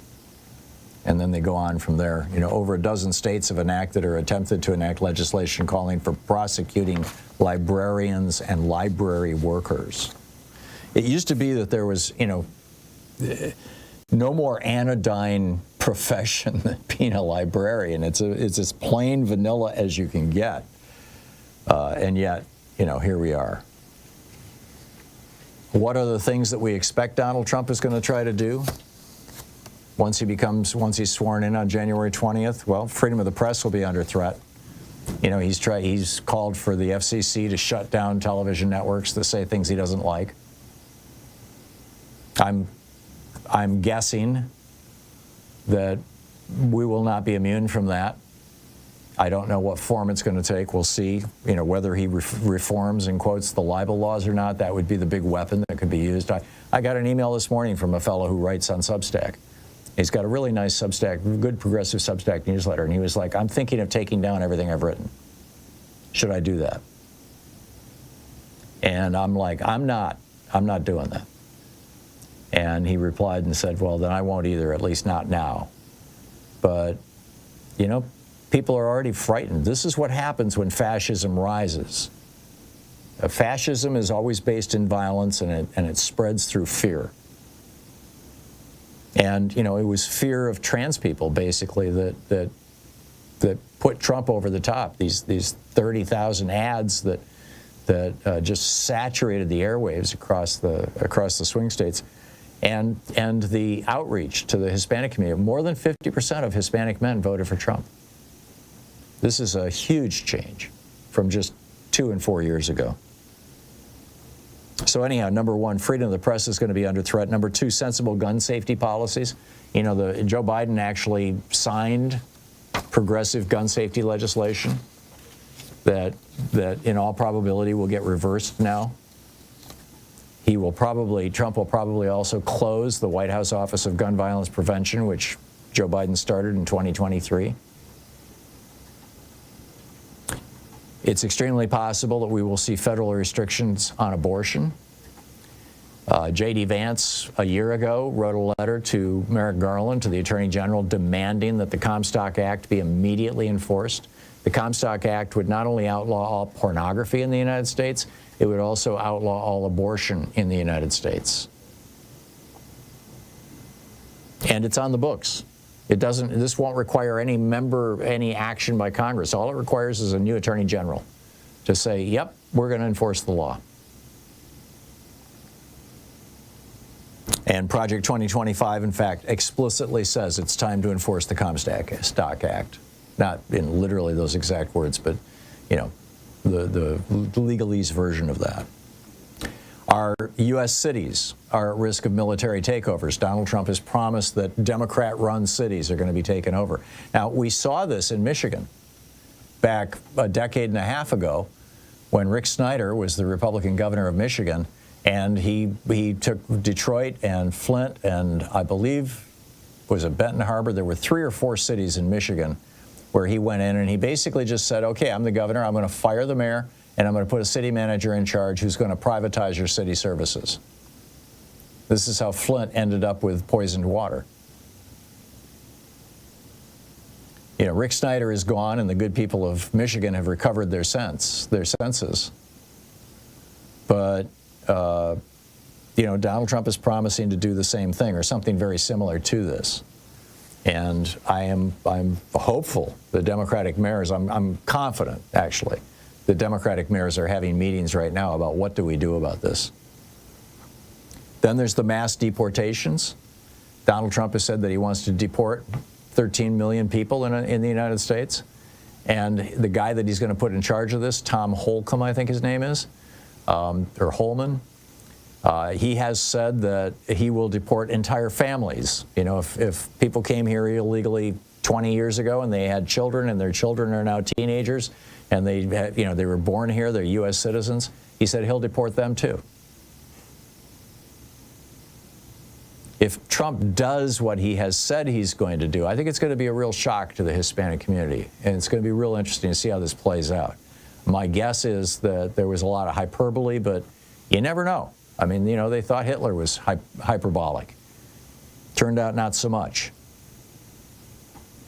Trump could launch a catastrophic rollback of LGBTQ plus rights. The queer community is clearly in his crosshairs. It was the trans community that Trump used as their whipping boy to win elections all across the country. Most of the ads that were run that attacked Democrats and attacked Kamala Harris did so by attacking her support for trans people. Marriage equality could be threatened. Clarence Thomas has come right out and said it's time to reconsider Obergefell. The climate disaster is going to pick up speed. Donald Trump has said that climate change is a hoax, and he wants to just basically turn our energy policy over to the oil industry and the nuclear industry. He also said that he wants to repeal the Inflation Reduction Act. That's $370 billion aimed at promoting clean energy. No more subsidies for electric cars. No more subsidies for panels on your house. He wants to open up public lands to oil and gas production. He's talking about cracking down on protest movements. If people show up on January 20th to protest, will the Army be there? Probably not on January 20th, because Biden will still be president for half that day. But Mike Johnson himself, when students were on college campuses protesting the slaughter in Gaza, Mike Johnson called for the military to be brought out. And then, of course, just look at the instability that we're going to see in our foreign policy, starting with Ukraine. And will that lead to World War III? Will China now try to take Taiwan? Will Russia begin eating away at NATO countries? I think it's entirely possible. I mean, we'll have to wait and see what's going to happen. But we need to get ready for these things. We need to be prepared for these things. We need to be ready to resist these things and to speak out about these things. Because these are the things that they have promised. And this is just the tip of the iceberg of it. I'll be back with your calls right after this. It's 17 minutes past the hour.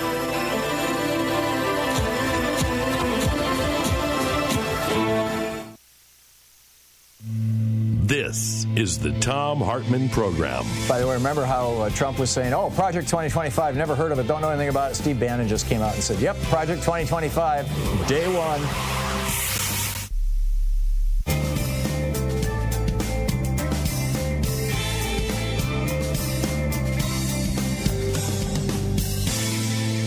And welcome back. Dave in Martins Ferry, Ohio. Hey, Dave, what's on your mind today? Oh, I'm glad you took my call there, buddy. Thank you. Sure. Yeah, I've just got a question. I totally support Democrats. I've been one my whole life, 65 years old. And you're right, we have to stand up and we got to unify. Now, I've got a suggestion on what we can actually do that might have an effect on what's going on. I'd like to get your opinion on it. I highly respect it. I think that if all the Democrats in this country, you know, I work for a living. My girlfriend, we both work, between us make 80 grand a year. We stop buying. We only buy necessities. We stay at home. We stop contributing to the economy of this country. If all the Democrats in this country did that, I believe that within a couple months, maybe even weeks, we may tank this economy. And then see where we go from there. Yeah. What do you think about that idea? You know, you're right, Dave. That would have that impact. I'm guessing that the things that Donald Trump is going to do are going to tank the economy anyway. He wants to extend his tax cuts for billionaires. You know, run up the national debt even higher, and he wants to then radically cut back on social spending, which is kind of the floor underneath the economy right now. I'm a city bus driver. 90% of our income comes from the DOT. Are we going to lose that? We're going to lose public transportation in this country? I think it's possible. I do too. Yeah. The problem with trying to organize mass movements, mass resistance movements, is, and the reason why it's so much easier in, say, France, for example, is because France is like 80% unionized, and the United States is like 10% unionized. You have to have a mechanism, a system, an entity that has instant communication ability with a large number of people. And we used to have that with the unions before Reagan, but Reagan did away with that. Reagan destroyed the unions, and Republicans. I lived in 1980, buddy. I know exactly. I live in the Rust Belt now because of Ronald Reagan. Yeah, exactly. I know exactly. Yeah. Right. So the question becomes then, how do you organize a mass movement like that? I mean, the Democratic Party's not going to come out and say, hey, let's all get together and destroy the economy. That would be political suicide to begin with, and number one, and number two, it probably wouldn't work anyway. They don't have that kind of a reach, and you don't have the unions to organize it. So I just don't see how it could happen. I do believe, and I said this in the last hour, and I think it's worth repeating, that if Trump and the Republicans, and particularly if they take the House of Representatives, so they have complete power now, all three branches of government, and including both houses of Congress, and they put into place the plans that they have, it will tank the economy. It will cause a massive backlash, and Democrats will take back the House and Senate in 2 years. And then Trump will become basically a lame duck president, and maybe we can get something done. But how much damage he can do in 2 years, given how much planning has gone into this and how well organized they are, and the billionaires behind it, is it ain't going to be anything like his first 4 years. I guarantee you that. Dave, I got to run, but thank you for the call. Keep thinking. I like the way you think. Thank you. It's 21 minutes past the hour. I'll be back with you in 1 minute. Stay tuned.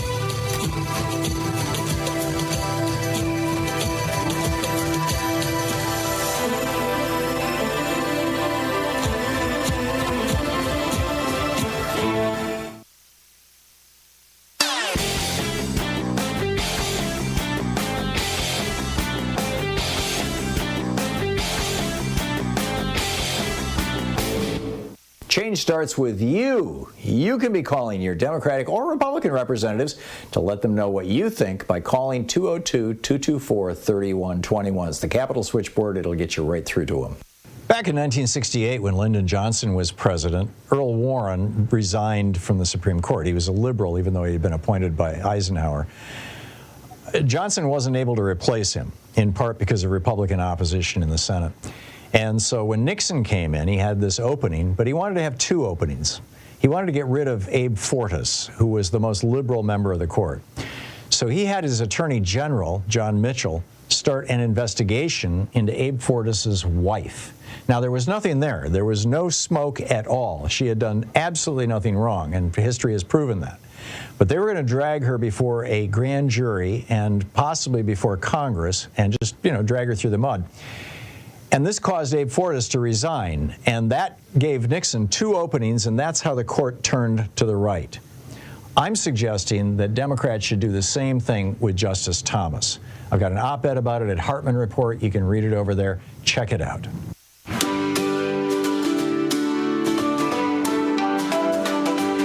Quiet of the morning as the sun begins to rise. Voices on the air. 23 minutes past the hour, picking up your calls here. Susan in Caldwell, Idaho. Hey, Susan, what's up? On the election, I'm in one of the reddest states in the Northwest. We're down there with Louisiana and how our vote went for Trump over the Democrat. And I think you're spot on the lack of coverage that reaches the bulk of Americans about what's really happening, because it's not on the local news. It's somewhere in this social media nethersphere. I live in a state that is registered Republicans, 50% of the electorate. Independents, about 40%. The rest of us, 10% Democrats and, some libertarians and constitutionalists. Every single election, overwhelmingly, the Democratic candidate position is trounced at a rate of almost exactly what our voter registration is. There's something wrong that an independent cannot be reached, with a message from our point of view to make them push that election lever to say, no, I won't vote for the Republican in this instance. There's some way we've got to be able to infiltrate that. I don't know how it is, but I'm an old lady. I'm your age. Are you still there? Yeah. Okay, sorry. I'm your age. I'm not going to live long enough to see the result of any action. My plan is to continue to support young people. Do you realize that with the climate, impending disaster, because we're not going to stop this changing what our world is in the next 100 years, because it has to play out. 60% of young people are in a total state of despair based on all the surveys that the health agencies are doing around the world. 40% of them do not want to have children on this issue. We have to do something. We have to point our focus on shoring up the young people that there is hope, not to give up. And I'd like to point to just like one little example. Jane Goodall, who's 90 years old this year, has a program around the world called Roots and Shoots that points young people to what can you do locally that will affect your life and your family's life so you can continue to prosper on the planet. You can't change the entire system, the way it's set up, but you can act locally. And I would encourage anybody, look around you and see how you can help young people be more hopeful, because they are in a state of despair. Yeah. It's yes. In fact, I've heard from them. From relatives of mine and friends of mine who are younger people, and you're absolutely right. They're scared to death, and the first thing this man is going to do is take us back out of the Paris, climate accord. I know. Again, just watch. That's one thing he's going to be able to do with just signing a letter. Yeah, that's what he did last time. And I get it, Susan. I get it. I just, all I can hope is that this is a wake-up call for young people across America too. Right. Because boomers support the young people. There you go. They're the hope, not us. We won't live long enough. Amen. Susan, thank you for the call. It's 27 minutes past the hour. I'll be back with more of your calls on the other side of this break. Stay with us. You're listening to the Thom Hartmann Program. Call 202-808-9925. It's your media support group for We the People, convened right now. We'll be right back.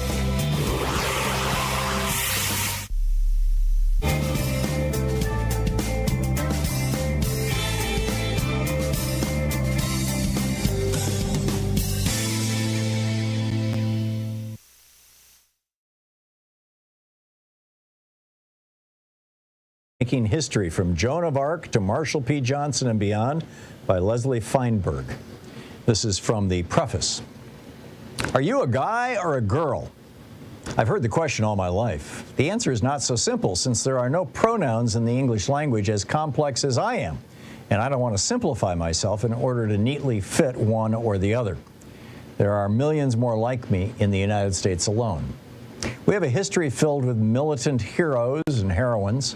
Yet therein lies the rub. How can I tell you about their battles when the words woman and man, feminine and masculine are almost the only words that exist in the English language to describe all the vicissitudes of bodies and styles of expression? Living struggles accelerate changes in language. I heard language evolve during the 1960s when I came out into the drag bars of Western New York and Southern Ontario. At that time, the only words used to describe us, cut and seared, yelled at us from the window of a screeching car filled with potential bashers. There were no words that we'd go out of our way to use that made us feel good about ourselves. When we all first heard the word gay, some of my friends vehemently opposed the word on the grounds that it made us sound happy. No one will ever use gay, my friends assured me. each offering an alternative word, none of which took root. I learned that language can't be ordered individually as if it's from a Sears catalog. It is forged collectively in the fiery heat of struggle. Right now, much of the sensitive language that was won by the liberation movement in the United States during the 60s and 70s is bearing the brunt of a right-wing backlash as being politically correct. Where I come from, being politically correct means using language that respects other people's oppressions and wounds. This chosen language needs to be defended. The words I use in this book may become outdated in a very short time because the transgender movement is still young and defining itself. But while the slogans lettered on the banners may change quickly, the struggle will rage on. Since I am writing this book as a contribution to the demand for transgender liberation, the language I'm using in this book is not aimed at defining, but at defending the diverse communities that are coalescing. I don't have a personal stake in whether the trans liberation movement results in a new third pronoun or gender-neutral pronouns like the ones such as Z, she or he, and here, her, his, being experimented with in cyberspace. It is not the words in and of themselves that are important to me, it's our lives. The struggle of trans people over the centuries is not a his story or her story, it's a our story. I've been called a he, she, butch, bulldagger, crossdresser, passing woman, female to male transvestite, and drag king. The word I prefer to use to describe myself is transgender. Today, the word transgender has at least two colloquial meanings. It has been used as an umbrella term to include everyone who challenges the boundaries of sex and gender. It is also used to draw a distinction between those who reassign the sex they were labeled at birth and those of us whose gender expression is considered inappropriate for our sex. Presently, many organizations, from Transgender Nation in San Francisco to Monmouth Ocean Transgender on the Jersey Shore, use this term inclusively. I asked many self-identified transgender activists who are named or pictured in this book who they believed were included under the umbrella term. Those polled named transsexuals, transgender, transvestites, transgenderists, big enders, drag queens, drag kings, crossdressers, masculine women, feminine men, intersexuals, people referred to in the past as hermaphrodites, androgynes, cross-genders, shapeshifters, passing women, passing men, gender benders, gender blenders, bearded women, and women bodybuilders who have crossed the line of what is considered socially acceptable for a female body. But the word transgender is increasingly being used in a more specific way as well. The term transgenderist was first introduced into the English language by trans warrior Virginia Prince. Prince told me, quote, I coined the term transgenderist in 1987 or 88. There had to be some name for people like myself who trans the gender barrier, meaning somebody who lives full-time in the gender opposite to their anatomy. I have not transed the sex barrier, end quote. As the overall transgender movement has developed, more people are exploring this distinction between a person's sex, female, intersexual, male, and their gender expression, feminine, androgynous, masculine, and other variations. Many national and local gender magazines and community groups are starting to use TS/TG, transsexual and transgender. Under Western law, doctors glance at the genitals of an infant and pronounce the baby female or male, and that's that. Transsexual men and women traverse the boundary of the sex they were assigned at birth. And in dominant Western cultures, the gender expression of babies is assumed at birth. Pink for girls, blue for boys. Girls are expected to grow up feminine, boys masculine. Transgender people traverse, bridge, or blur the boundary of the gender expression that they were assigned at birth.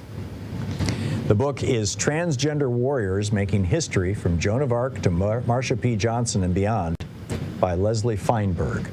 Transgender Warriors.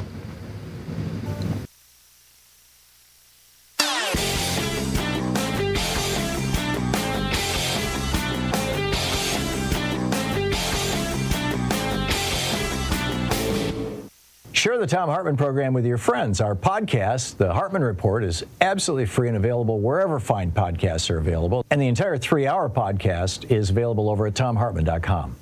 When Ronald Reagan took over America in 1981, we handed him a brand gleaming new country. Franklin Roosevelt, Harry Truman, Dwight Eisenhower, Jack Kennedy, they had built America. We had brand new schools, brand new hospitals, brand new interstate highway systems, brand new airports, infrastructure. We were the envy of the world. And then Republicans came along and they said, well, you just cut the top tax rate from 74% down to 27% and everything will trickle down. Instead, what do we get? Billionaires and poverty. They said, hey, just deregulate guns and an armed society is a polite society. Instead, we've got more school shootings than anywhere in the world. They said, just kill off civics and history classes in our schools and it'll liberate our young people to focus on science and math. Now we've got people who don't know how our government works. I mean, it just goes on from there. There's a whole rant about it over at HartmannReport.com titled FDR Saved America, Then the GOP Ripped Us Apart. Check it out.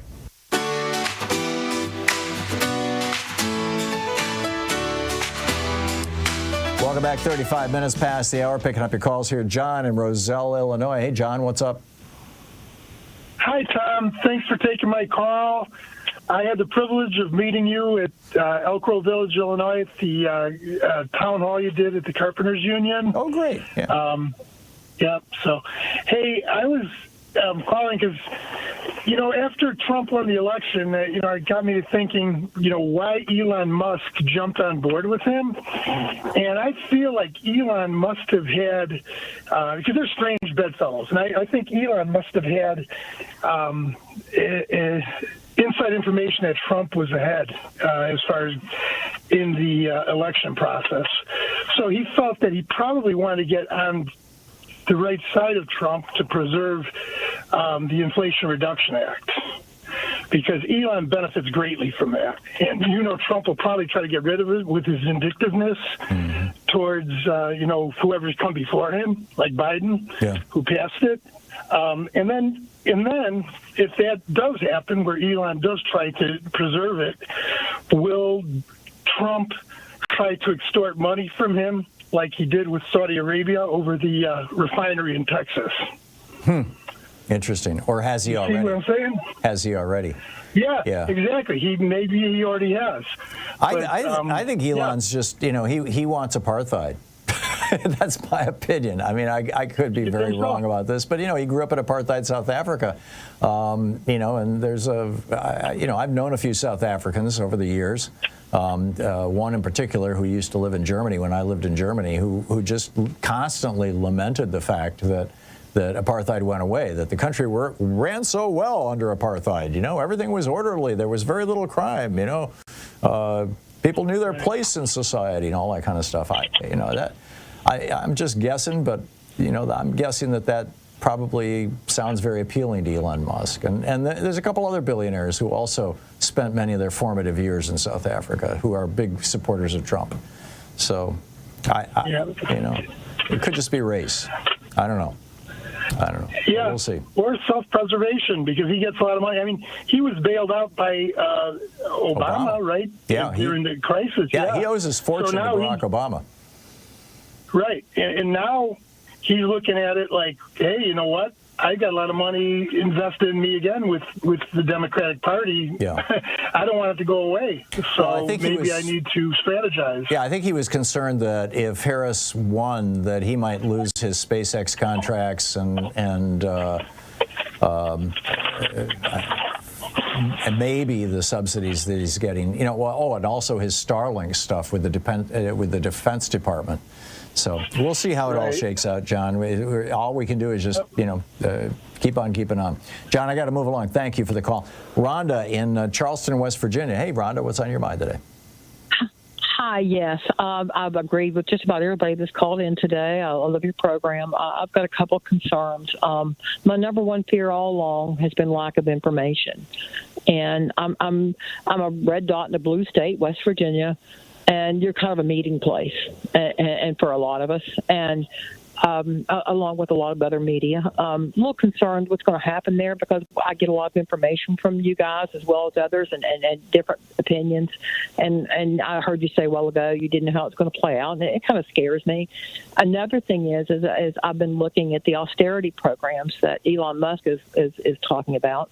We're retired. I taught for 37 years, public school teacher, and we're looking at money, and I'm kind of scared when I look at what austerity programs do to other countries. And I have a request that maybe in the future, when all this dies down, that maybe you can enlighten us on what to expect with because I do think they will touch Social Security and Medicare once they have unchecked power with all three houses. Well, if Elon Musk is going to cut $2 trillion out of the federal budget, he's going to have to take down Social Security and Medicare.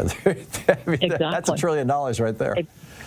Exactly. I mean, and that's what I've been reading, and it scares me. We're 65 years old, and it's like it's part of our income. We've got other sources, but it's like we're looking at money, and it's like what do we do now? And I don't know if everyone our age is really looking at that and looking at what austerity does to nations. I doubt they're going to do it. Just because that would mean that in the next election they would get wiped out.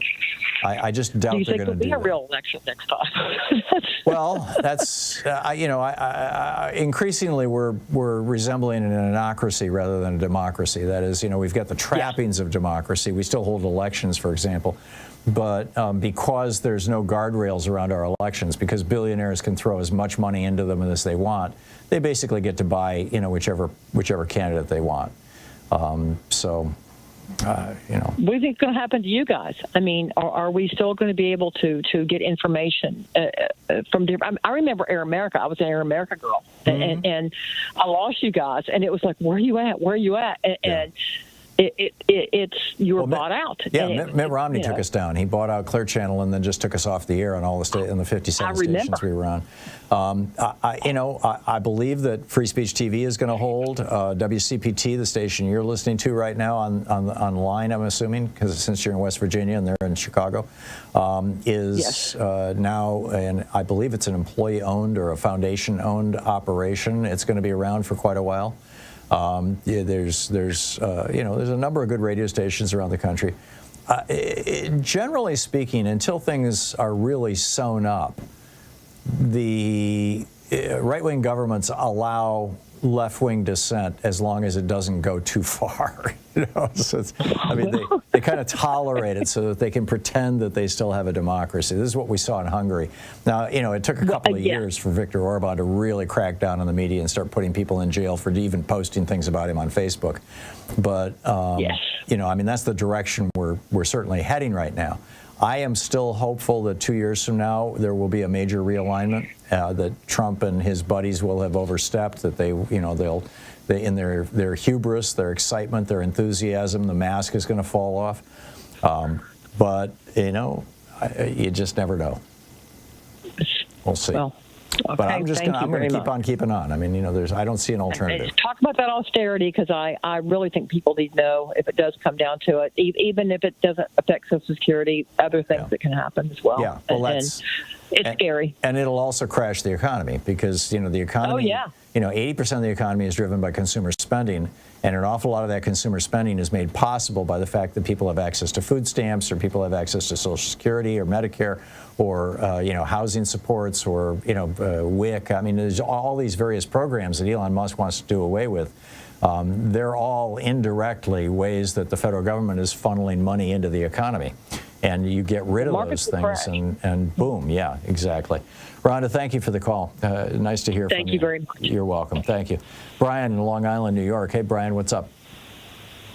Hey, Tom, how are you? It's nice to talk to you. An aspect of Project 2025 that I haven't even heard you talk about, now you may have, but I read an article last week, it was on CBSNews.com, about the Republicans planning as part of 2025 to make Medicare Advantage the default option for new enrollees in Medicare. That's correct. I don't have to tell you. That's just, what that's going to do.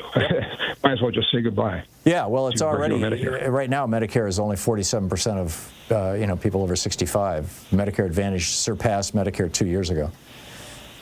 Maybe it's 3. stunning how people don't know the difference. They just don't. Well, people don't realize it. Again, this is my point. Advertising works. If you spend millions of dollars on advertising, you will change people's minds. In however you want to do it. I mean, you can convince people that trans people are gonna ruin their children. You can convince people that they should buy private insurance from a company that's going to screw them. You can convince people of anything with enough advertising. It's a simple reality. You just have to have the money to do it, and that's that's the major thing that inhibits most small startup companies is they just don't have they're undercapitalized.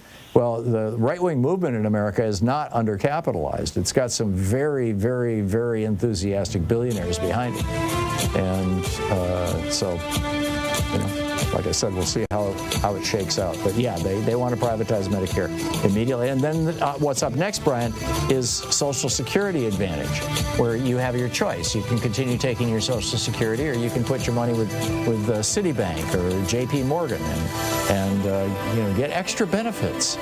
Brian, thank you for the call. 45 minutes past the hour. You're listening to Thom Hartmann. Visit thomhartmann.com for audio and video archives.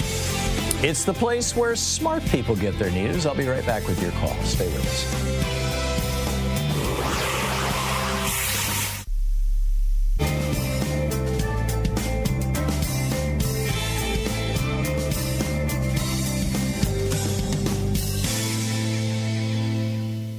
And welcome back. 45 minutes past the hour. Ed in Chicago. Hey, Ed, what's up? Hey, Tom. Always appreciate you being there, but even more so today. Thank you. This is what I'm going to tell you. Where I just got off the phone with my reps for Dick Durbin and Senator Duckworth in Illinois here, and I don't know if this would have made a difference or not. And it's about messaging, and it's nothing to do with the Harris campaign. I think she ran a brilliant campaign, but this is about the Democratic Party surrogates. And my point is, you can ask a Republican what's their shoe size, and before they give you an answer, they're going to give you a talking point. And for the next 4 years, I would like to, I told them, I don't care what the question is. The first words I want to hear out of my Democratic representatives' mouths are the number of women who are pregnant in red states due to rape. Colin Allred brought this up back in February on Meet the Press. It was over 26,000 women in just Texas. Yep. And for the life of me, I thought, I would tell people that. I would tell them how to research it, because it sounds like it cannot possibly be that high. But when you research it, you find out, yes, it is that high. Yep. And I thought the Democratic Party, again, not the Harris campaign, but the surrogates, would just pound that over and over and over. And they should have. And they just they decided to go with hope instead of fear, and fear sells. And people, it's amazing how people's eyes would pop wide open with that. And the Democratic Party just let it rot. And I don't get it. So my point to them was, I just told them, again, whenever they're on Meet the Press or whenever they get any airtime, before they answer the question, point out the number of women who are pregnant in red states due to rape, and then go on and answer the question. I just, like I said, I had to get that off my chest. Yeah, no, I think it's very smart. I completely agree with you.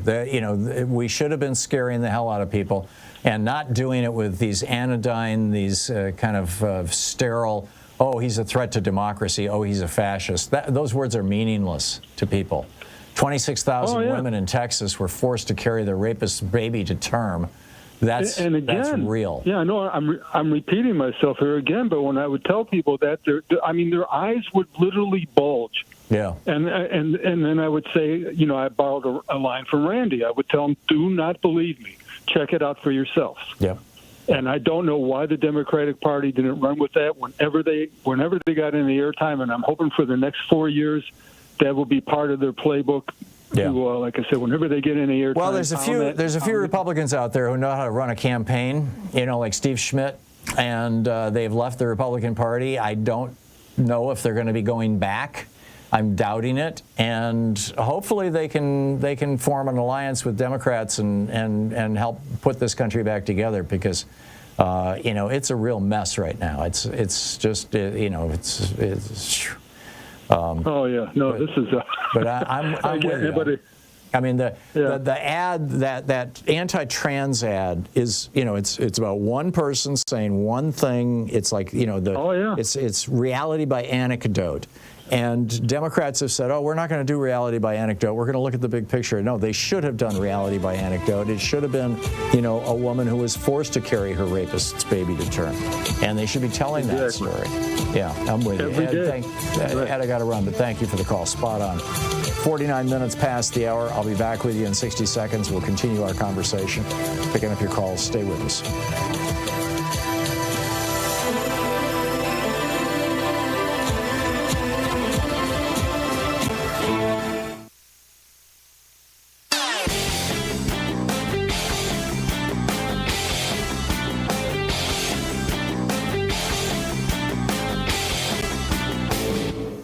Hey, thanks so much for sharing our program and for reaching out to our stations and sponsors and letting them know that you're listening. It really means a lot to us. So back in 1933, when Franklin Roosevelt became president, we were in the depths of the Great Depression. He raised the top income tax rate on billionaires from 25% to 90%. The ultra-rich were screaming, and here's what he had to say. A number of my friends who belong in the very high upper bracket have suggested to me on several occasions of late that if I am re-elected president, they will have to move to some other nation because of high taxes here. Now, I will miss them very much. He just took it right to them, right? Now, what came out of that was the world's largest and fastest growing and first major middle class. We can do this again. We just have to raise taxes on rich people. It's pretty straightforward. There's a whole article about it over at HartmannReport.com. Check it out. Turn the dial, tune in, and you'll find a voice of reason for the open mind. On Lefty Talk Radio, we speak the truth about the American dream for me and you. 9 minutes before the hour. Welcome back. Rich in Central Woolley, Washington. Hey, Rich, what's on your mind today? Well, I'd like to play devil's advocate here for a second. Just be prepared for the worst. I could see where they cut Trump loose, Trump unchained, basically, for the first year and a half or so, right up until they start the midterm races. And let him do the worst of the worst, the absolute, the dirty laundry list that he wants to do, his retribution. All the worst laws they want to pass, the most draconian laws and regulations. And then just before the midterms start kicking in, Peter Thiel will step in. They'll pull him back. They'll buy him off. They'll put him out to pasture. They'll have him retire. They'll 25th Amendment him or something. And then they'll say, oh, look, we're going to be so much nicer. Let us lay these chains lightly upon you. They won't hurt as much as terror, the Trump terrors. Yeah, I don't disagree with your scenario, Rich. I think that they will put Trump out to pasture in January of 2026. And the reason, in January of 2027. And the reason for that is because under the Constitution, you can serve 10 years as president. You can run twice, and you can have up to 2 years outside of having run. So if they make J.D. Vance, who is their guy, and he's only 40 years old, if they make J.D. Vance president in 2 years, he will have 2 years as president, and then he will be able to run for president 2 more times. 8 years, 10 years of J.D. Vance running the country, and that's they've got to be thinking like that. I mean, these billionaires did not spend all this money to get J.D. Vance into office just to say, see you later, Charlie. I mean, they've got big plans for this boy. Hello? Oh, I've lost Rich. Chris in Kokomo, Indiana. Hey, Chris, what's up? Well, Tom, I have a son that happens to be gay, and I was just wondering what your advice for him. What's the first thing he needs to fear from the Trump administration? Who? what is the first thing that my gay son should your gay fear son. about the Trump administration? Oh, yeah. The same thing my gay daughter. It's that the rights of gay people will be abrogated, that the anti-discrimination... What kind of rights? What rights? Well, for example, the right not to be discriminated against in housing, the right not to be discriminated against in marriage, the right not to be discriminated... Did he do that his first term? Oh, geez. So you're going to try and turn this into a debate, Chris, really? Oh, yeah, I'm asking, yes, because I want to tell him the honest truth. I mean, he says, Dad, they didn't do that. Nothing happened to him the first term. Chris, screw you. Eli in Long Beach, California. Hey, Eli, what's up? Hey, Tom, thank you so much for taking my call. Sure. I just really wanted to just discuss really quick the Hispanic male vote. I think that, Democrats and progressives have been ignoring a trend, and it's an ugly trend because I'm actually African American and half Hispanic as well. And whether it's on social media pages or anything of the sort, forget polls. I saw this trend for the last few months. And I live next to Orange County, California, and I can tell you this. You have Hispanic males who are just as right-wing and racist as any white man anywhere in the country. Oh, yeah. And so that trend, and when I saw that on social media, I wasn't the least bit surprised by what happened last night. They're very much taking the position, well, at least I'm not black.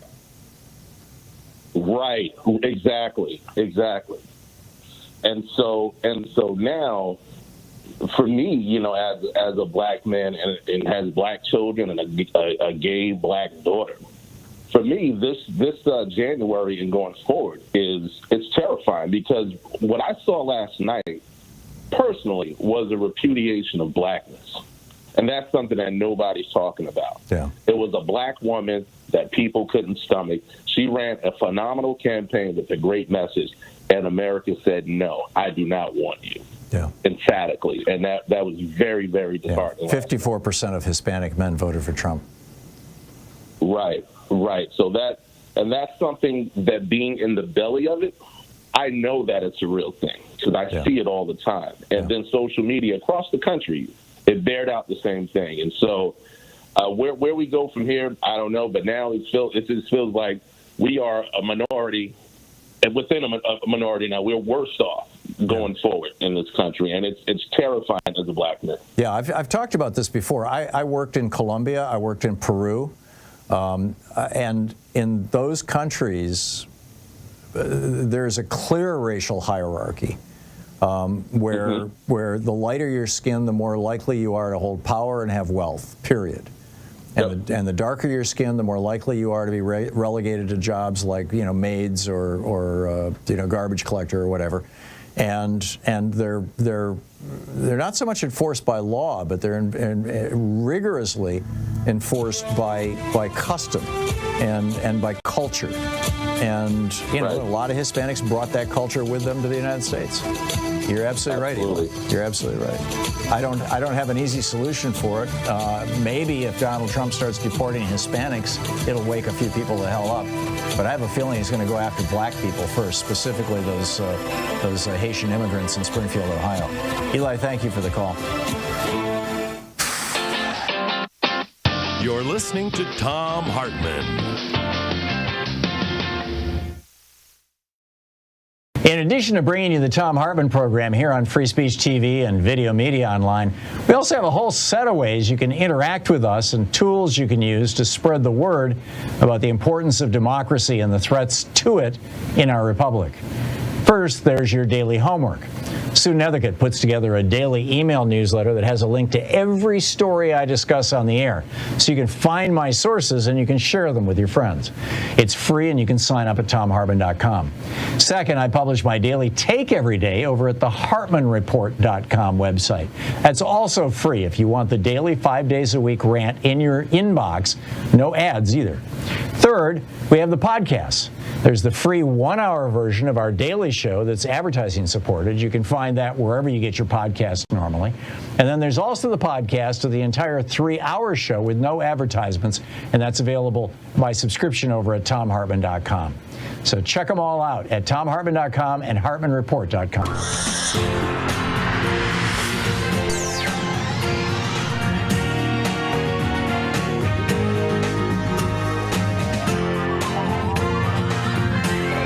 We say fight back!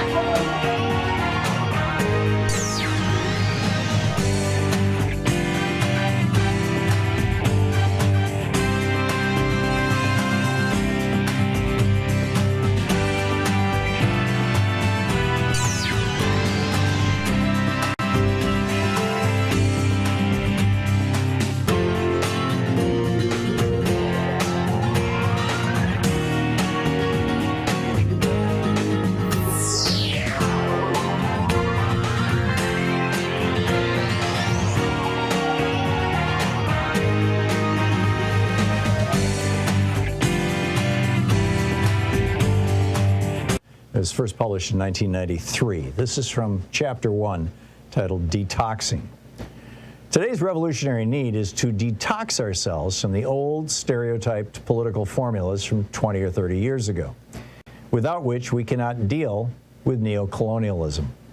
A while ago, I was watching a Malcolm X Day program, and the main speaker ended by militantly reciting Malcolm X's famous phrase, "the ballot or the bullet." Haven't you caught the same thing? X, most fresh of all thinkers, is being turned into the equivalent of Lenin or Mao's corpse on ceremonial display. For when X threw down that slogan a generation ago, it was then timely and on point. Black people were struggling for freedom against colonial conditions, and most had neither the ballot nor the bullet. The militant question was which would be picked up.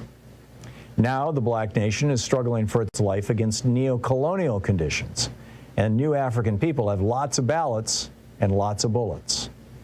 Everywhere you have African city governments, African officials and African executives, African soldiers, African shooters, and African posses. You might say that the black nation is dying from too much ballots and bullets, but not radical enough truths, perhaps. Under colonialism, the oppressed were largely kept disarmed. Now it's all reversed. Imperialism as a neo-colonial system races not to disarm, which is hopeless in this age, but to arm the oppressed in its own way, whether it's posses or paratroopers, children included, naturally. Feminists say women should get self-defense. Does that threaten imperialism? Then why is Smith & Wesson making the Ladysmith, the .38 subnose specially sized for women? Is the government of white men doing anything to stop women from owning handguns? The ranks of white women who've done so are over 15 million and climbing. Be real. In the Ivory Coast and Somalia, men and boys in rags and bare feet have AK-47s and grenades. In New York and Los Angeles, kids too young for learner's permits got Raven 258 or a Deuce, or maybe even a TAC-9. What's the firepower of the old Black Liberation Army compared to the Crips in Compton or the Jamaica posses just in Flatbush? Get the Uzi is successful slang because it plays off reality we all know. More than a few new African children say personally they got to be more afraid of black people than white people. So how useful is the liberal left habit of playing low to the crowd with old anti-colonial rhetoric? It used to be that dissing the white man was a crime, or close to it, dangerous for sure, like life-threatening if a black man or woman did it. Now it's so tame that Fox or ABC give it to us as a sitcom. There's even some college courses on how to diss the white man. He may not like it, but who cares? Imperialism doesn't care, that's for sure. Even white women are doing it now as a substitute for doing anything real. It's like running in place. As Rodney, the Guyanese revolutionary scholar, pointed out, it's counterproductive to solve the neo-colonial situation, or counterproductive to solving the neo-colonial situation. Revs still cling to the old ideas and ways, in part because we don't want to admit how ignorant we are now. This runs deeper, though. Anti-colonial politics are the culmination of 400 years of our struggle. They are the products of the best minds we had, of destroying old societies, of oppressed people challenging the world in uprisings, pushing farther and farther. These old views are already fully developed, well honed. More than that, the old anti-colonial politics are developed in the most profound sense, in having been widely diffused and taken hold of by the oppressed, put to use already. So when Revs talk about that old talk, walk that old walk, it's not only familiar but reassuring and to a certain degree popular. we all take for granted now that the anti-colonial consciousness and changes. It's become the normal. That's what's our due. A few years ago, Nelson Mandela was the most famous terrorist POW in the world. In 1990, when he made his triumphant visit here, he was not only greeted by massive crowds of well-wishers, but schools and churches throughout the black nation held special programs to honor him. City governments and the U.S. Congress itself had to organize welcomes for him. Like it or not, white men had to smile and applaud him. And last year, by any means necessary T-shirts with Malcolm's picture on them were more common in many streets than Budweiser T-shirts. And you can't take it to mean anything extreme or radical. The old anti-colonial awareness has already been generalized widely, absorbed by people and society itself into daily life. So let's break that down. When a tiny Klan faction based in North Carolina to the U.S. Capitol from a rally on Labor Day weekend 1990, it took over 2,000 cops in riot gear to hold the angry crowds back. The D.C. New African community was outraged that any Klan dared to march in their city, which is 70% black, on their territory. Ephi Berry, the then wife of the then mayor, Marion Berry, came out and brought her 10-year-old son. "I'm overwhelmed," she said. The book is Night Vision, Illuminating War and Class of the Neocolonial Terrain by Butch Lee and Red Rover, first published in 1993.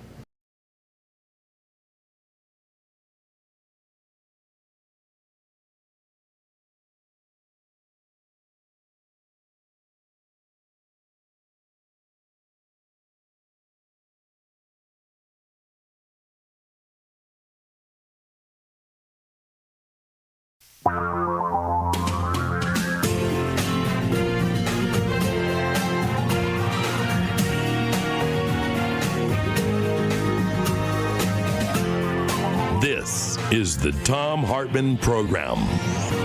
Welcome to Hour 3. So this morning, Lindsey Graham came out and on Twitter, on X, and attacked Jack Smith.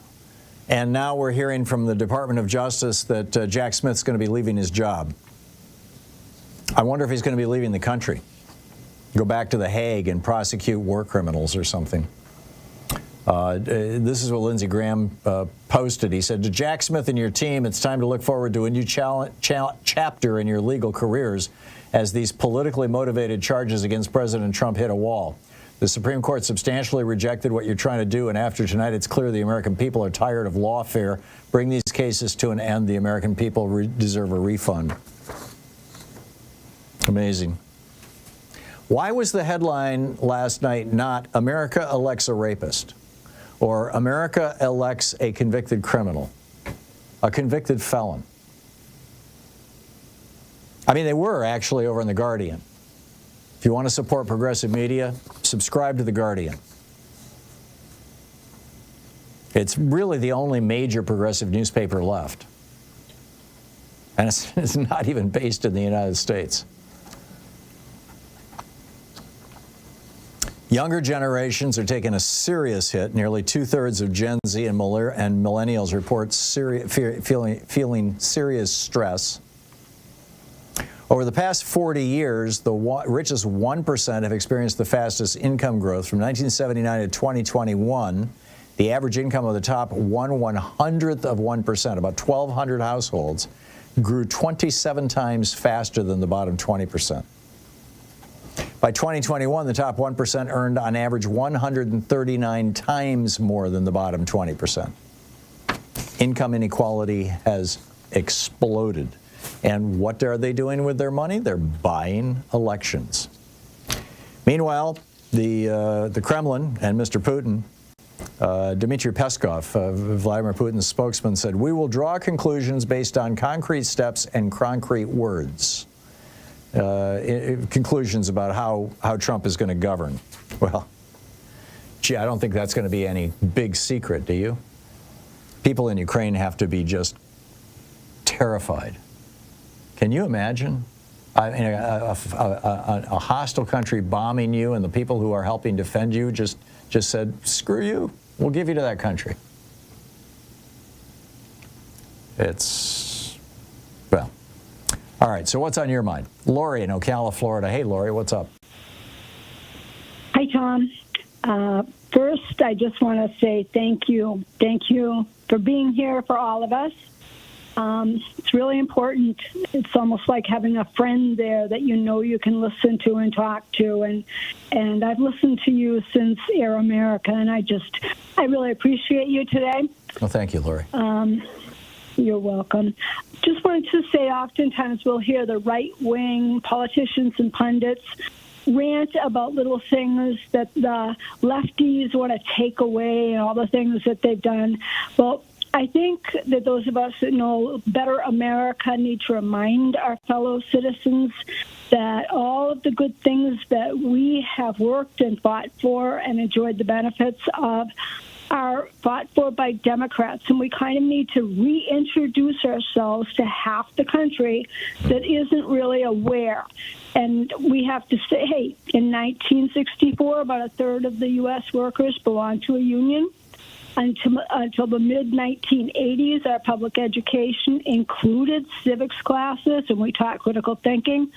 Minimum wage was meant to guarantee a living wage, which is so important. And then we can teach them what a living wage was. Mm-hmm. Church and state, including public education, were kept separate to preserve the integrity of both. Women had the right to choose bodily autonomy. We used to fund public elections. There used to be no money in politics at all.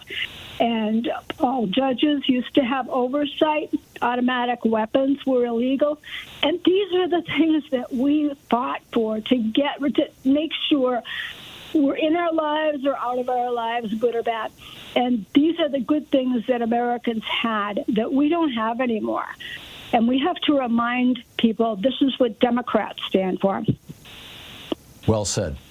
Well said. I agree. Thank you. I agree. We need a massive education program. Thank you, Lori. Bill in Sun City, Arizona. Hey, Bill, what's up? Hi, Tom. Can you hear me? I can, just fine. Okay, great. I want to remind you that it was Benjamin Franklin who told us that the key to our success was an informed public. What's happening is proof that we've been uninformed, misinformed, disinformed, and it's proof that we've been propagandized. Yeah, ever since the 80s. And beyond, ever since the 80s and beyond. Well, it was in the 80s that Ronald Reagan fast-tracked Rupert Murdoch's citizenship. It was in the 80s that Ronald Reagan ended the Fairness Doctrine, or ended the enforcement of it. It was actually Obama who took it off the books. It was in the 80s that Reagan stopped enforcing the equal time rule. It was in the early 90s, well, in the 1996, in the mid-90s, that Bill Clinton signed the Telecommunications Act that ended the limits on how many radio and television stations and newspapers an individual billionaire could own. And it sounds to me, excuse me if I interrupted, but it sounds to me that we the people have been waged war against. Yeah, well, it's one way to describe the question becomes, the question becomes, what was the weapon? It's easily identifiable for me. The weapon was the money. Mm-hmm. They've been beating us over the head with their money since... Well, as rich people have been doing since before the time of Jesus. I mean, this is an old story here, Bill. I'm a Star Trek Society kid, like when they abolished money. There's got to be a better way, Tom. I mean, you get in a fight with somebody with a stick, forget about the somebody. Take away that stick. And I'm serious. Those of us that don't have any money or have little money or scrape and buy, if you take away our money, we're going to get by.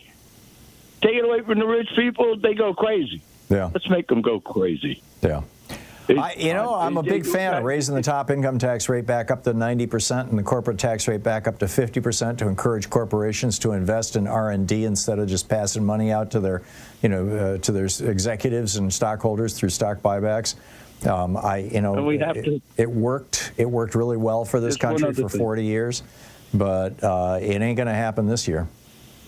There's one other thing we have to we have to admit that the media, not you, but the media that the people don't support directly has been captured. Mm-hmm. Because that's what you do in war. You don't just kill people, you capture things. Yep.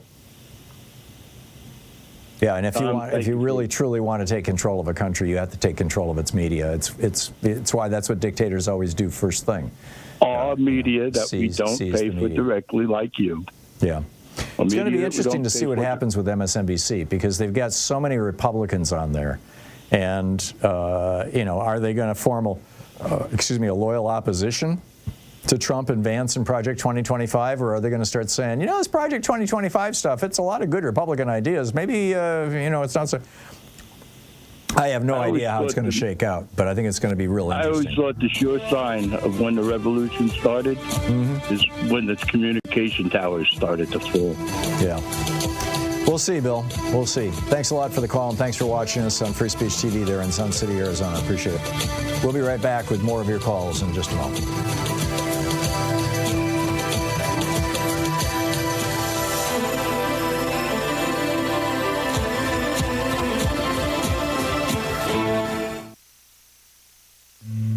This is the Thom Hartmann Program. Talk media for the sane among us. We'll be right back with your calls.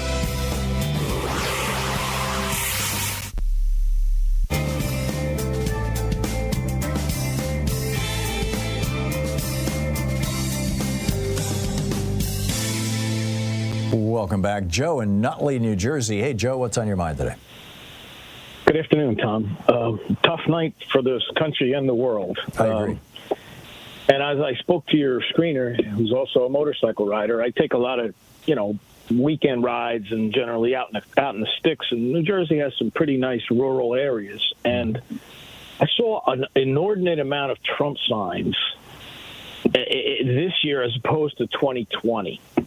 Now, I wasn't doing as much traveling because of COVID, but I did see more, and I saw some I'm voting for the felon and F. Kamala Harris. And in some of the places in the sticks, you can understand it. But in even less rural areas, I was seeing quite a few, and it was like this cognitive dissonance. And my significant other is telling me when she's at her job that all these people are talking about how wonderful Trump was. Whoa. And I was just, and I was like you. I'm thinking this is gonna be a blowout because of how awful Trump is. What an awful excuse for a human being he is, and a horrendous president, COVID, everything. The guy was just a complete failure, but they're convinced he's the second coming of Jesus. Yeah. It's the Fox effect. Yeah, I tell my neighbors, you don't watch Fox for the same reason you don't eat out of the toilet. Yeah, exactly. But they don't seem that hasn't gotten through, And my next door neighbor, when she died, her son-in-law and daughter put up a Trump Pence sign. Now, the racist down the street also did, but he's always been a racist. And this guy's a union laborer. And I'm thinking to myself, it's like the chicken vote for the colonel. I don't understand. Trump's appeal baffled me forever. I never cared about his politics. I just never liked the guy. I have no idea how anybody can look at him and go, yeah, he's my guy. Yeah. Baffling, absolutely baffling. Well, Fox has done just an extraordinary job of smoothing over all the rough edges and turning him into a sane person. The New York Times did an extraordinary job this last year of sane-washing him, of pretending that he really wasn't nuts. The Washington Post, Jeff Bezos this morning, the publisher of the Washington Post, who refused to endorse Kamala Harris, this morning came out with just a "let me kiss your butt a little more." Let me slobber all over your shoes, please, Mr. Trump, post on X saying, congratulations on your great victory. Let's work together for this country we love. The billionaires are all over him. He's a fellow billionaire. He's going to extend their tax break. The big tax cuts expire next year. He's going to amplify them and extend them. Yeah.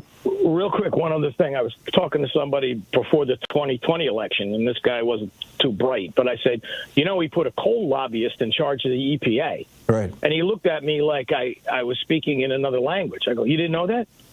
He goes, no. I go, yeah, he put Scott Pruitt, who was a coal lobbyist, in charge of the EPA. And he put a union-busting lawyer in charge of the Labor Department, Eugene Scalia, Anthony Scalia's son, who makes his living breaking unions. He put him in charge of the Labor Department. He put an oil industry executive in charge of the Interior Department that controls whether oil can be drilled on public lands.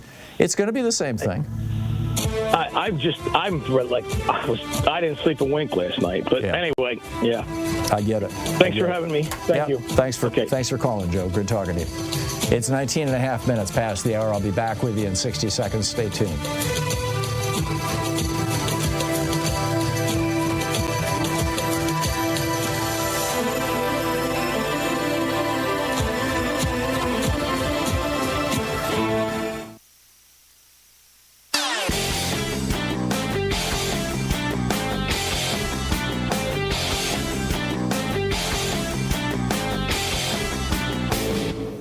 Missed my opening rant today? It's usually published over at HartmannReport.com, where you can read it and share it with your friends for free. Check it out, HartmannReport.com. So MAGA Mike and the Republicans want a religious test for people running for public office. They want to know that you are sufficiently Christian to be worthy of being elected.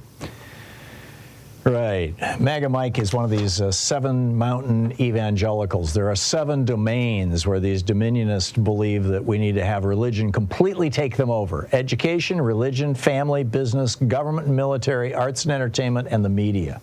Seriously. This is not what Jesus was preaching when he said, give unto Caesar what is Caesar and unto God what is God's. This is the opposite, in fact, of what Jesus was teaching. It's the opposite of Matthew 25, where Jesus said the only way to get to heaven is by feeding the hungry, healing the sick, helping the poor. This is counter-Christian, anti-Christian, in fact. In fact, I think you could say it is the Antichrist's work. There's a piece about it over at HartmannReport.com. Check it out.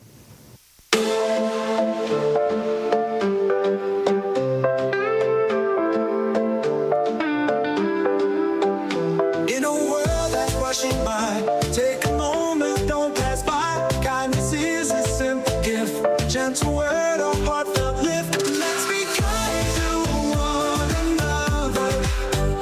Listen close like a sister or brother. In the quiet moments share, show the world we truly care. If ever there was a time to be kind to one another, this is it.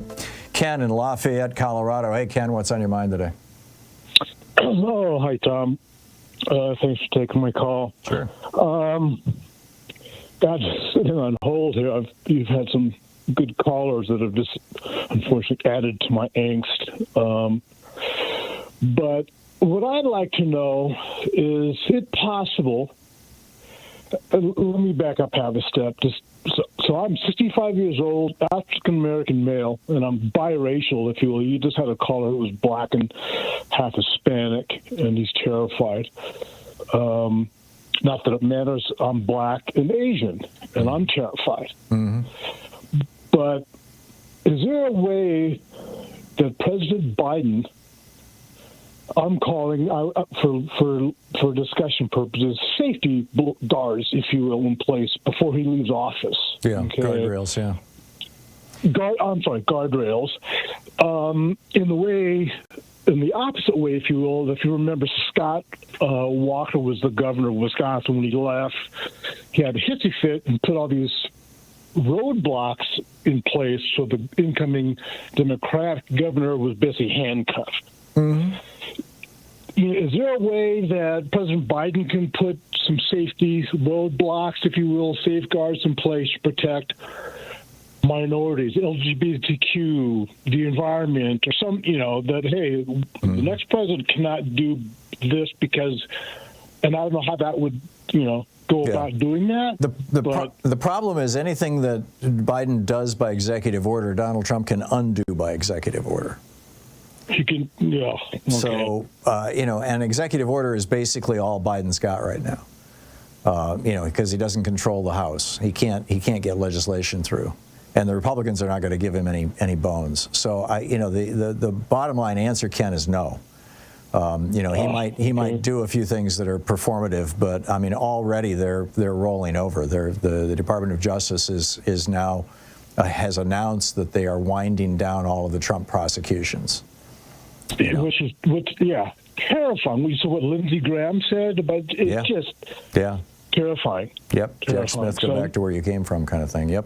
Absolutely. Yeah. I'm sorry, Ken, I can't be more reassuring, but I do think that they're going to overreach badly over the next 2 years, and I don't think that's going to help them in the 2026 election. But that's small solace right now, So. Yeah. Okay. Well, Tom, again, thanks for all you do. Sure. And as a previous caller said, you're like the friend that I could call, lean on a shoulder kind of guy, and it's really appreciated. And thank you for all you do. Thank you, Ken. I'm glad I'm able to be here, and thank you for your call and your kind words. Michelle in Van Nuys, California. Hey, Michelle, what's up? Hey, I just kind of want to, because I know everybody's really feeling down right now, but I also want to make a point that Trump really didn't gain that many other votes. The problem is we just had too much apathy out there of people who just didn't even go out to vote. I looked at the numbers for 2020 and the current numbers this morning for Trump's votes. In 2020, he got 74,200,000 plus.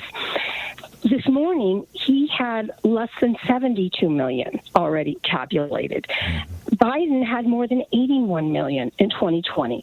There's absolutely no way Trump is even going to match what Biden got in 2020. So we basically just had a bunch of people who were probably low information voters and who were just sat home and didn't vote. Well, there's still a lot of votes that haven't come in yet, Michelle, particularly from California. No, I know that. I know that there's a lot that tens of millions. Yeah, but I'm just saying is I doubt he's going to eclipse Biden's numbers from 2020. Yeah. Okay. It just, I mean, are you going to tell me he's going to gain another 10 million votes? I don't know. I share your skepticism, but what I do know is that the numbers right now, in the absolute numbers right now, are meaningless. The ratios are fairly clear. Oh, I know the ratios are that, but that's the thing is like when we're sitting there, instead of criticizing a lot of things, like I said, and a lot of people are trying to figure out why things didn't happen. It's a broad-based reason for not winning. I don't think there's any one particular thing that you can say, and he has that core group of people that were going to come out for him no matter what. Yeah. That's just it, and things like that. And so it's all the other people that don't value our system enough to get out there and vote. And how do we change that? How do we everybody wanted the young vote to come out. Yeah. It doesn't seem like they really did. Yeah, even though they did outreach. We're going to have to wait and see the final numbers here, Michelle. I'm not yet ready to draw those conclusions or condemn anybody, but obviously we've got a lot of work to do. Michelle, thank you for the call. Better conversation for a day or three down the road, but thank you. You're listening to the Thom Hartmann Program. Call 202-808-9925. 27 minutes past the hour, picking up your calls here on the other side of the break. Stay with us.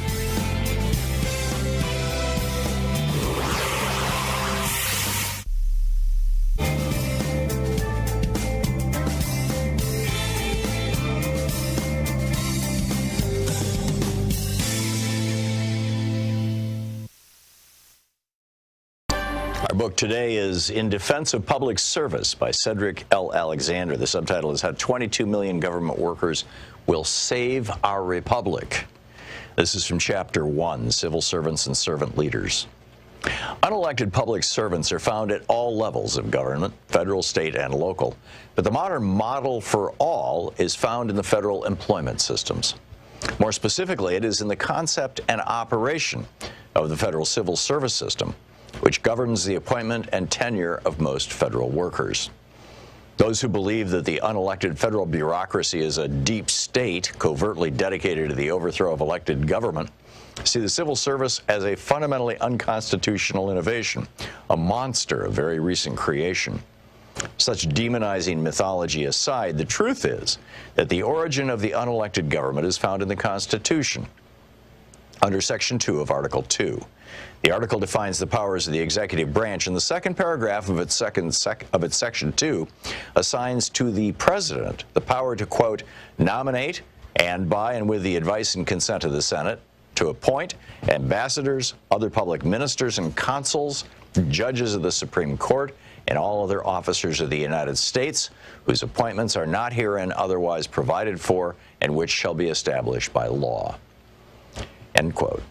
Thus, the President has the power to make all appointments not otherwise provided for in the Constitution. These are subject to the Senate's advice and consent unless Congress, by law, vests the appointment of such inferior officers as they may think proper in the President alone, in the courts of law, or in the heads of departments. End quote. In other words, the unelected government, which I have called the fourth branch, is rooted in the Constitution through the powers that it grants either to the President or to Congress.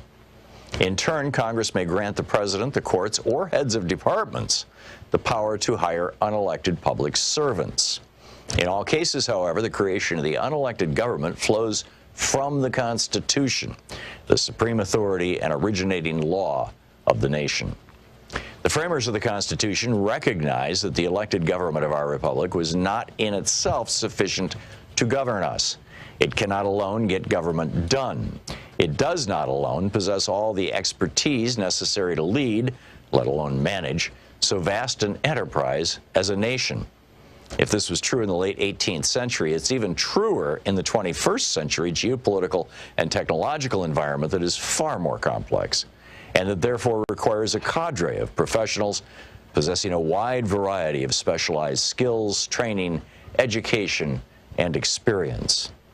The Constitution does not call these appointments and hires a fourth branch, but that is what the federal service and other government workers constitute.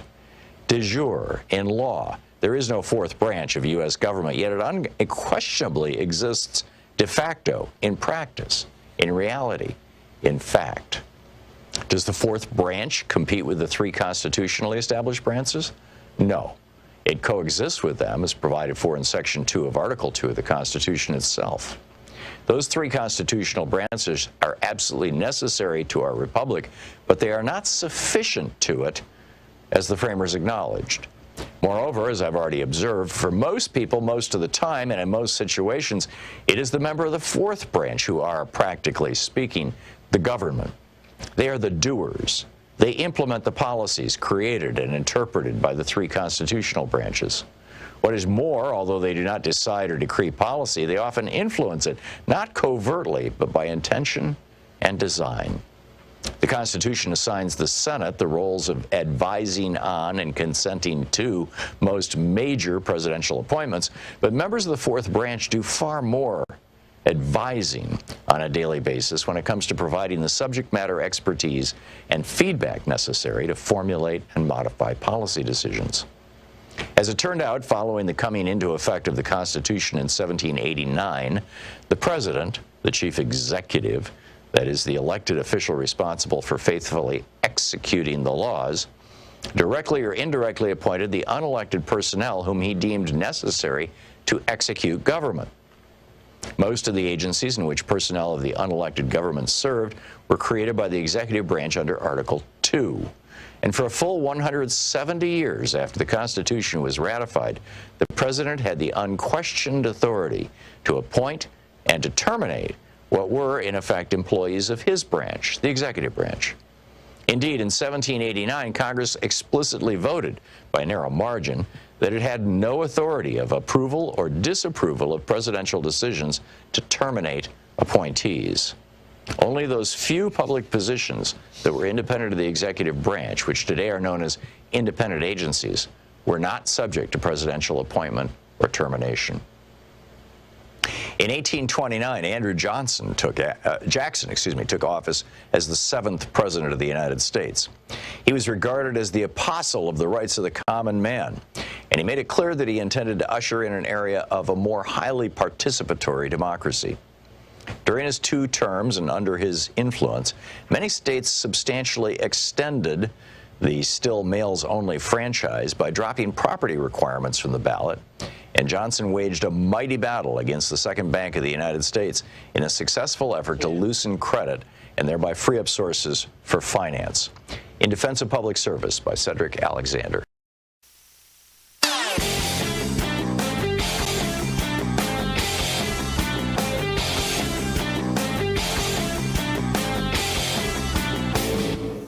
Support progressive radio. If you're listening to us on a nonprofit station, please contribute to them. Help keep them on the air. If you're listening to us on a for-profit station that carries commercials, please call the sponsors and let them know that you're listening. This is really important stuff to keep progressive radio on the air all across the United States. And thank you again for listening. Recently, I did an op-ed and a little rant here about what happens when you raise the top income tax rate on morbidly rich people to 90%, and how, that helps reduce income inequality and funds the government and all kinds of good positive things. What about corporate taxes? We really need to go back to the 50% top corporate income tax rate that we had under Dwight Eisenhower, for example. The reason why is not on the assumption that we're going to collect all that money, but what it does is it causes corporations to change their behavior, to do things to try to get tax deductions so they don't have to pay that in taxes. And what are the main things they do? They develop new products. They do research and development. They become more competitive. They open up new stores. They pay their employees better. They offer better benefits. All of these things are 100% tax deductible and thus lower their corporate income taxes and help out America. You can read all about it over at HartmannReport.com.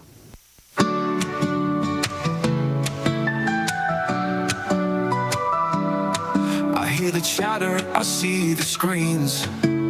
A world divided, it seems.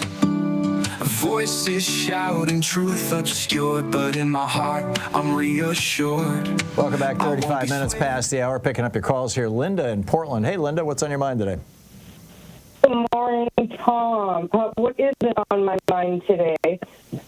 Thank you, everyone, for showing up and realizing today is Self-Care Day.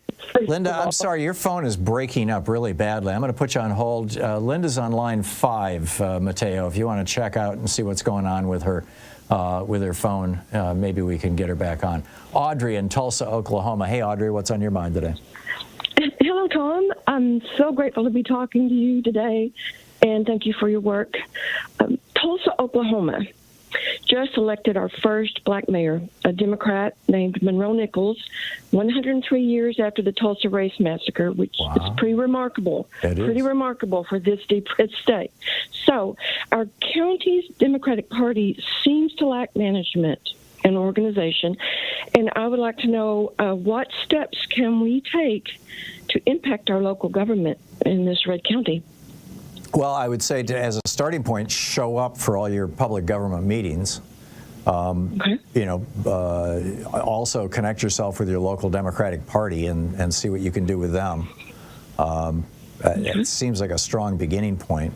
There are, independent groups like, Indivisible and whatnot, indivisible.org, that are doing also good work that you could join up with. But those are the two main starting points, I would think, Audrey. Also, if you have, and I'm assuming you do, a specific elected official who represents you, and like for example here in Portland, the city council is broken up regionally. So I've got a city council person who represents where I live. Try to reach out to that person. Visit their office, get to know them. To see if you can influence their policies. See if if they're like-minded. See if you can help them out. If they're not, see if you can get them replaced. Right. That's your local power. Also, don't forget your local school board and your local library. They need your support too.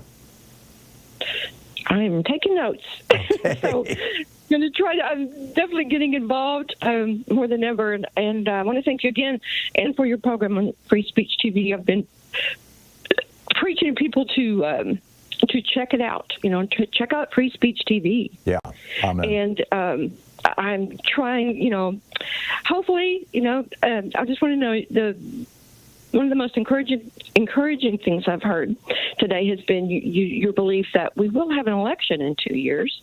Yeah, I think we will. And that gives me a great deal of hope. So thank you for that. Okay. Well, thanks a lot, Audrey. Nice to hear from you. Thank you. Dave in Federal Way, Washington. Hey, Dave, what's up? Hey, not too much, Tom. Yeah, hey, I just wanted to address this headline I saw. It said, Trump will fix it. Okay, and this whole idea I think we missed as liberals that, look, Trump has had he's had almost a messianic following, all right? And I was tempted to, criticize Gen Z because I was tempted to say, well, all right, if they were afraid that, war could only be avoided with Trump, well, they just signed their own draft card. I mean, because look, but I don't want to go there because that's part of Trump's. That's part of the problem with authoritarians. They use that. They get all criticizing one another. They just all into factions, fractionalized, and it just benefits them. And I'm not going to do it. The thing is Trump. All right. Dictators cannot get along with one another. We're missing that. Everybody, even I heard a conservative. He was asked about BRICS and how the BRICS countries are expanding to include like Ethiopia is in the BRICS nations now.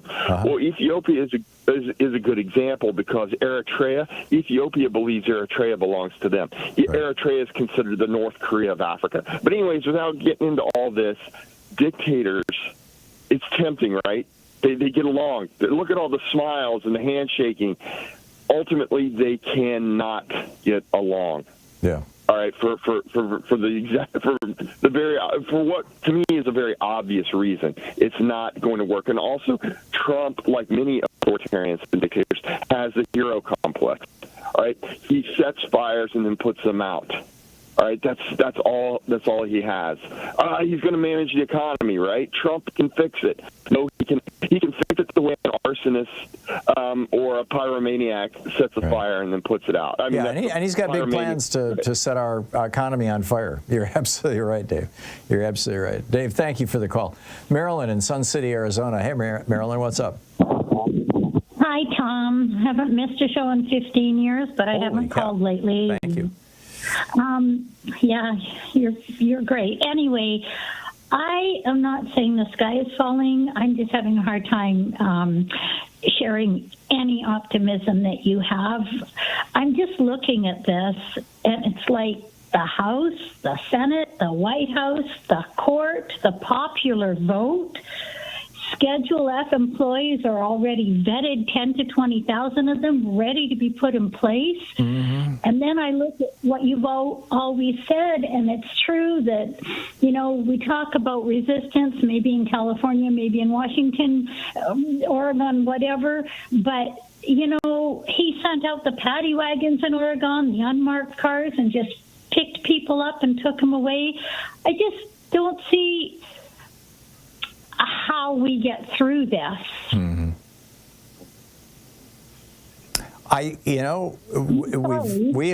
This country has gone through hell and back. We fought 2 world wars. We fought a civil war. We've had incompetent presidents. We've had presidents assassinated. We've had crooks as presidents. We've been through a lot, and we're still here. And we're the richest nation in the world. We're we're the most vibrant nation in the world. The statistic I heard the other day was that the average income in Louisiana, which is the poorest state in the nation, is higher than the average income in England. We're a very wealthy nation. We're doing good in many regards. And yeah, Trump is going to do some damage, and yeah, he's going to hurt the environment over the short term, and he's probably going to screw up some agencies, and him and the Supreme Court are, taking on the regulatory state and all this kind of stuff. But I think we'll still be here, and I think this country will survive it. I really do, and I think that the extent to which he overreaches is the extent to which it's going to bite him in the butt. It's going to hurt the Republicans. Well, and Hungary and Russia are still there too, but what kind of life do those people have? Well, if they don't engage in politics, life is just fine, which is the kind of sad thing, but you know, I get what you're saying, and this has been my big concern, is that he's going to turn America into Hungary, and he's said right out loud that Viktor Orban is his role model. He's been talking to Viktor Orban on the phone recently. You know, Orban is telling him how to do it and how to scare people, and you know, and it's working. But I just don't think that America is going to buy that forever. You know, from your lips to God's ears. Well, hopefully, we'll see. I mean, you know, but I just think we're better than that. I really do, and I get it that we're vulnerable to tin pot dictators. You know, we're going to have one as president again in 2 months, but I still think that we'll rise above it. I really do. Marilyn, I got to run, but thank you for the call. I am not in the camp of all is lost at all. It's 44 minutes past the hour. You're listening to Thom Hartmann. Visit ThomHartmann.com for audio and video archives. We'll be right back with more of your calls in just a moment. Stay with us.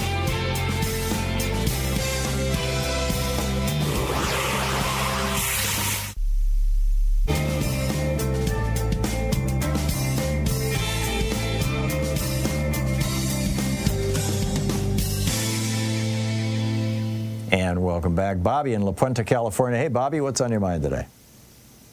On my mind, thank you. First of all, grateful for your show. Louise, your callers. Prior to your show, my education was KPFK, and I'm grateful to you. And I have to say it. You've educated me. Anyway, the bad news I got this morning on the Stephanie Miller show. Ooh, because I slept last night. You know, I have anxiety. But we, like you said, keep on pushing. Don't give up. I believe that in 2 years, calamity comes before clarity. People will see the damage he does. You understand? Short-term pain, long-term gain. Yep. See, I learned this from a group I belong to. You know, 12 always darkest before the dawn. I mean, we could pull out cliches for hours, Bobby, but they're cliches because more often than not, they're true.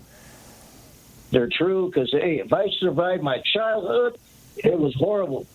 Believe me, and I'm here for a purpose. We all are. Mm-hmm. And I heard another term: the Creator doesn't kick us out of a plane without a parachute. Mm-hmm. So people, hang in there. Don't let your fear take over. Yeah. Yes, confront it. I had fear all my life. I grew up with it, with terrorism, so I understand fascism. So people, keep the faith. And what I learned, pray. Pray that I can be a service to others, like what you do, Tom. And I'm grateful to you. You know, I get emotional. I rarely do. But my wife, a little scared, but she leans on me. Hey, it'll be all right. Yeah. Wait 2 years, like you say, Tom, and I learned that. Catastrophe before clarity. Any way you want to put it. People hang in there. Good one. Bobby, thank you. Thank you for the inspiration. Thank you. Good talking to you. Thank you very much. Clay in Vicksburg, Mississippi. Hey, Clay, what's on your mind today? Hi. Well, so I think Biden, before he leaves, he needs to do at least a couple of things I would like to see him do. One is pardon his son. Yeah, I agree. The other is to get massive amounts of ammunition and weapons to Ukraine and without conditions. Yep. I'm guessing that he's going to do both those things. Because there's no point in being stingy with it now. I mean, it's going to be in Trump's hands. So. Yep. And the third is to cut off weapons sales to Israel. Yep, that would be great, but I don't know if he would do that. But maybe he will. Yep. That would be awesome. Thanks. No, I agree with you, Clay. And I was thinking about that when I was walking into work this morning, was that, now is the time for Biden to pardon Hunter. I'm guessing that Trump will restart or revive prosecutions or try to go after him some other way or through a state court or something. I mean, Trump is so vindictive. But still, he should pardon his son. I mean, the crimes that he was convicted of checking the wrong box on a gun ownership application and being late on paying his taxes, which he ultimately then paid, those are not things people typically go to prison for. But this Republican prosecutor that Donald Trump put into place back in 2020 is, hellbound for leather for putting Hunter in prison. And Joe needs to step up and do something about it. Clay, thanks for the call. Thank you very much. 48 minutes past the hour. I'll be back with you in 1 minute, and we'll continue the conversation. Stay tuned.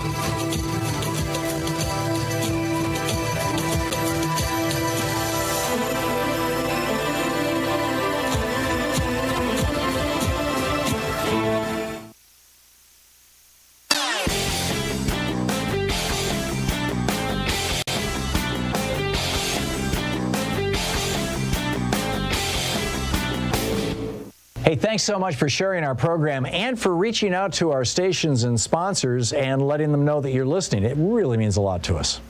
When I was a little kid, my grandmother had a piano, and I loved to play it. I was incompetent, but I was figuring out all kinds of stuff. And then I kind of got away from it and, went to school and things got busy and just lost track of it. Well, now there's this fascinating new study out of the University of Geneva, Switzerland, that is making me think maybe I should go back and learn the piano. What they found was that they took a group of 132 healthy older adults, retired, 62 to 78 years old. Half of them learned the piano, half of them took music classes without learning the piano. And what they found was that those who learned the piano actually had the strongest increase in their memory, in their mental competence, their mental faculties. Those who took the music classes also did well, but learning the piano was a huge step. So check it out. There's a whole long rant about this over at HartmannReport.com. Check it out. Every day's an opportunity to do something good in your family, in your community. From the heart of your home to the streets outside, every moment's a chance. Spread love worldwide. 10 minutes before the hour. Welcome back. Picking up your calls. Here's Sandy in Athens, Ohio. Hey, Sandy, what's up? Well, not me, but I'll get better. I'm beginning to believe Oswald Spengler and the decline of the West. But have you ever actually read Oswald Spengler? Oh yes. He was a fascist, His whole point of the decline of the West was that it was getting too liberal. Well, what I got out of it was that cultures and civilizations were organic and were born and grow and then die. But he was arguing that the society, that a culture in form was the phrase that he used. In form was a culture where you had rigid hierarchies. You had individuals who were born into and remained in their classes and knew their classes and accepted their classes. I'm not a fan of Oswald Spengler, as you probably figured out. It's been 50 years since I've read him. Yeah, me too. But I've written about him, so I did refresh my memory. Maybe 4 or 5 years ago, I quoted Spengler at some length in my book, The Hidden History of American Oligarchy. But anyhow. Well, thank you, Tom. I'll have to check that out. But what I really wanted to talk about was Democratic messaging. That I saw so many Republican ads saying that the Harris-Biden Inflation Act was the reason for the high prices, and I didn't see one Democratic ad saying, the Inflation Reduction Act worked. We got inflation down to record lows. I know. And I didn't see not one mention of climate change in any Democratic ads, and I thought after these hurricanes and fires, the fear advertising on climate change. I mean, the young people, that's their issue, climate change, and of course Gaza. But yeah, I think they're going to be doing the postmortem here for the next year or two on this campaign, and I think that there were some opportunities lost. Some let's scare the hell out of people opportunities lost, particularly. Somebody called earlier and pointed out that in Texas, according to the AMA, or the Journal of the AMA, an estimated 26,000 Texas women were impregnated by their rapists and were forced to carry their babies to term by Greg Abbott and friends, Ken Paxton and whatnot. and that should have been turned into an ad. I agree. I agree with you on climate change. But they had limited resources, and they did what they thought was best. And you know, I'm seeing, I subscribe to over 100 Substack newsletters, and I read a bunch of news sites every day. So every morning I get like 70, 80 emails, you know, with all these articles and things in them. And there's a fair amount of Democrat bashing going on right now. You know, people are really pissed, and they're like, you know, well, you know, she should have done this or she should have done that. I'm willing to believe that they did what they thought was best, and that she actually ran a damn good campaign. There were no major stumbles. She had virtually no time to do this. I mean, it was fewer than 3 months, if my recollection is correct. And she raised like $1 billion. But, you know, Trump raised $6 or $7 billion. I mean, it's just, you can't, if you're going up against a tsunami of money, you're going to get swamped. It's just, and that's what happened. And, you know, courtesy of 5 corrupt Republicans on the U.S. Supreme Court and Citizens United. So, anyhow, Sandy, I got to move along, but thank you for the call. Spot on. Thank you. Yep. Thank you, Tom. Good talking to you. Ron in San Marcos, Texas. Hey, Ron, what's on your mind today? I was listening to your comments, and you know, I'm still processing last night for many reasons. But what caught my attention was that, you know, with everything that he had before, that pretty much kind of inhibited him from acting out on his impulses. He being Trump. Yes, and what he wanted to achieve, those safeguards are all removed now. That's and the comment that was in your conversation was, you fully expect in 3 more years to be another election, and I really don't see that, not with knowing who this man is and what he wants to achieve. You know, they still hold elections in Russia and Hungary, Ron, and China. Well, yeah, I get it that that's small solace, yeah, but you know, what is a vote when you absolutely know what the outcome is? Right. Well, that's the problem, and that's why we need to get money out of politics, and that is not going to happen over the next 2 years, and that's going to be a big challenge for America. You know, we have become basically an anocracy or a plutocracy or an oligarchy. And, you know, we've got these right-wing billionaires who are calling the shots and funding the elections and owning the politicians and buying the issues and swamping us with advertising. And again, you know, 5 Republicans on the Supreme Court created this hellscape for us. And they're not going anywhere. I mean, in all probability, 2 of them are going to retire, but they'll just get replaced by 40-year-old versions of themselves. So we got a lot of work to do. We've got a lot of education to do, Ron. And I'm not going to stop. And I hope you don't either. Ron, I got to run. Thanks for the call. Thanks so much for being with us today. We'll be back tomorrow, same time, same place. In the meantime, don't forget, democracy is not a spectator sport. It requires all of us, and that includes you. So get out there, get active, tag, you're it. Got a lot of work to do here over the next couple of years. Have a great afternoon. I'll catch up with you tomorrow. Stay safe. Be good to yourself and the people around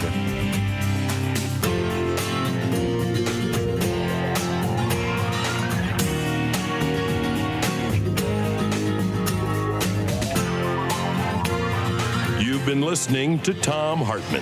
For audio and video archives, visit thomhartmann.com.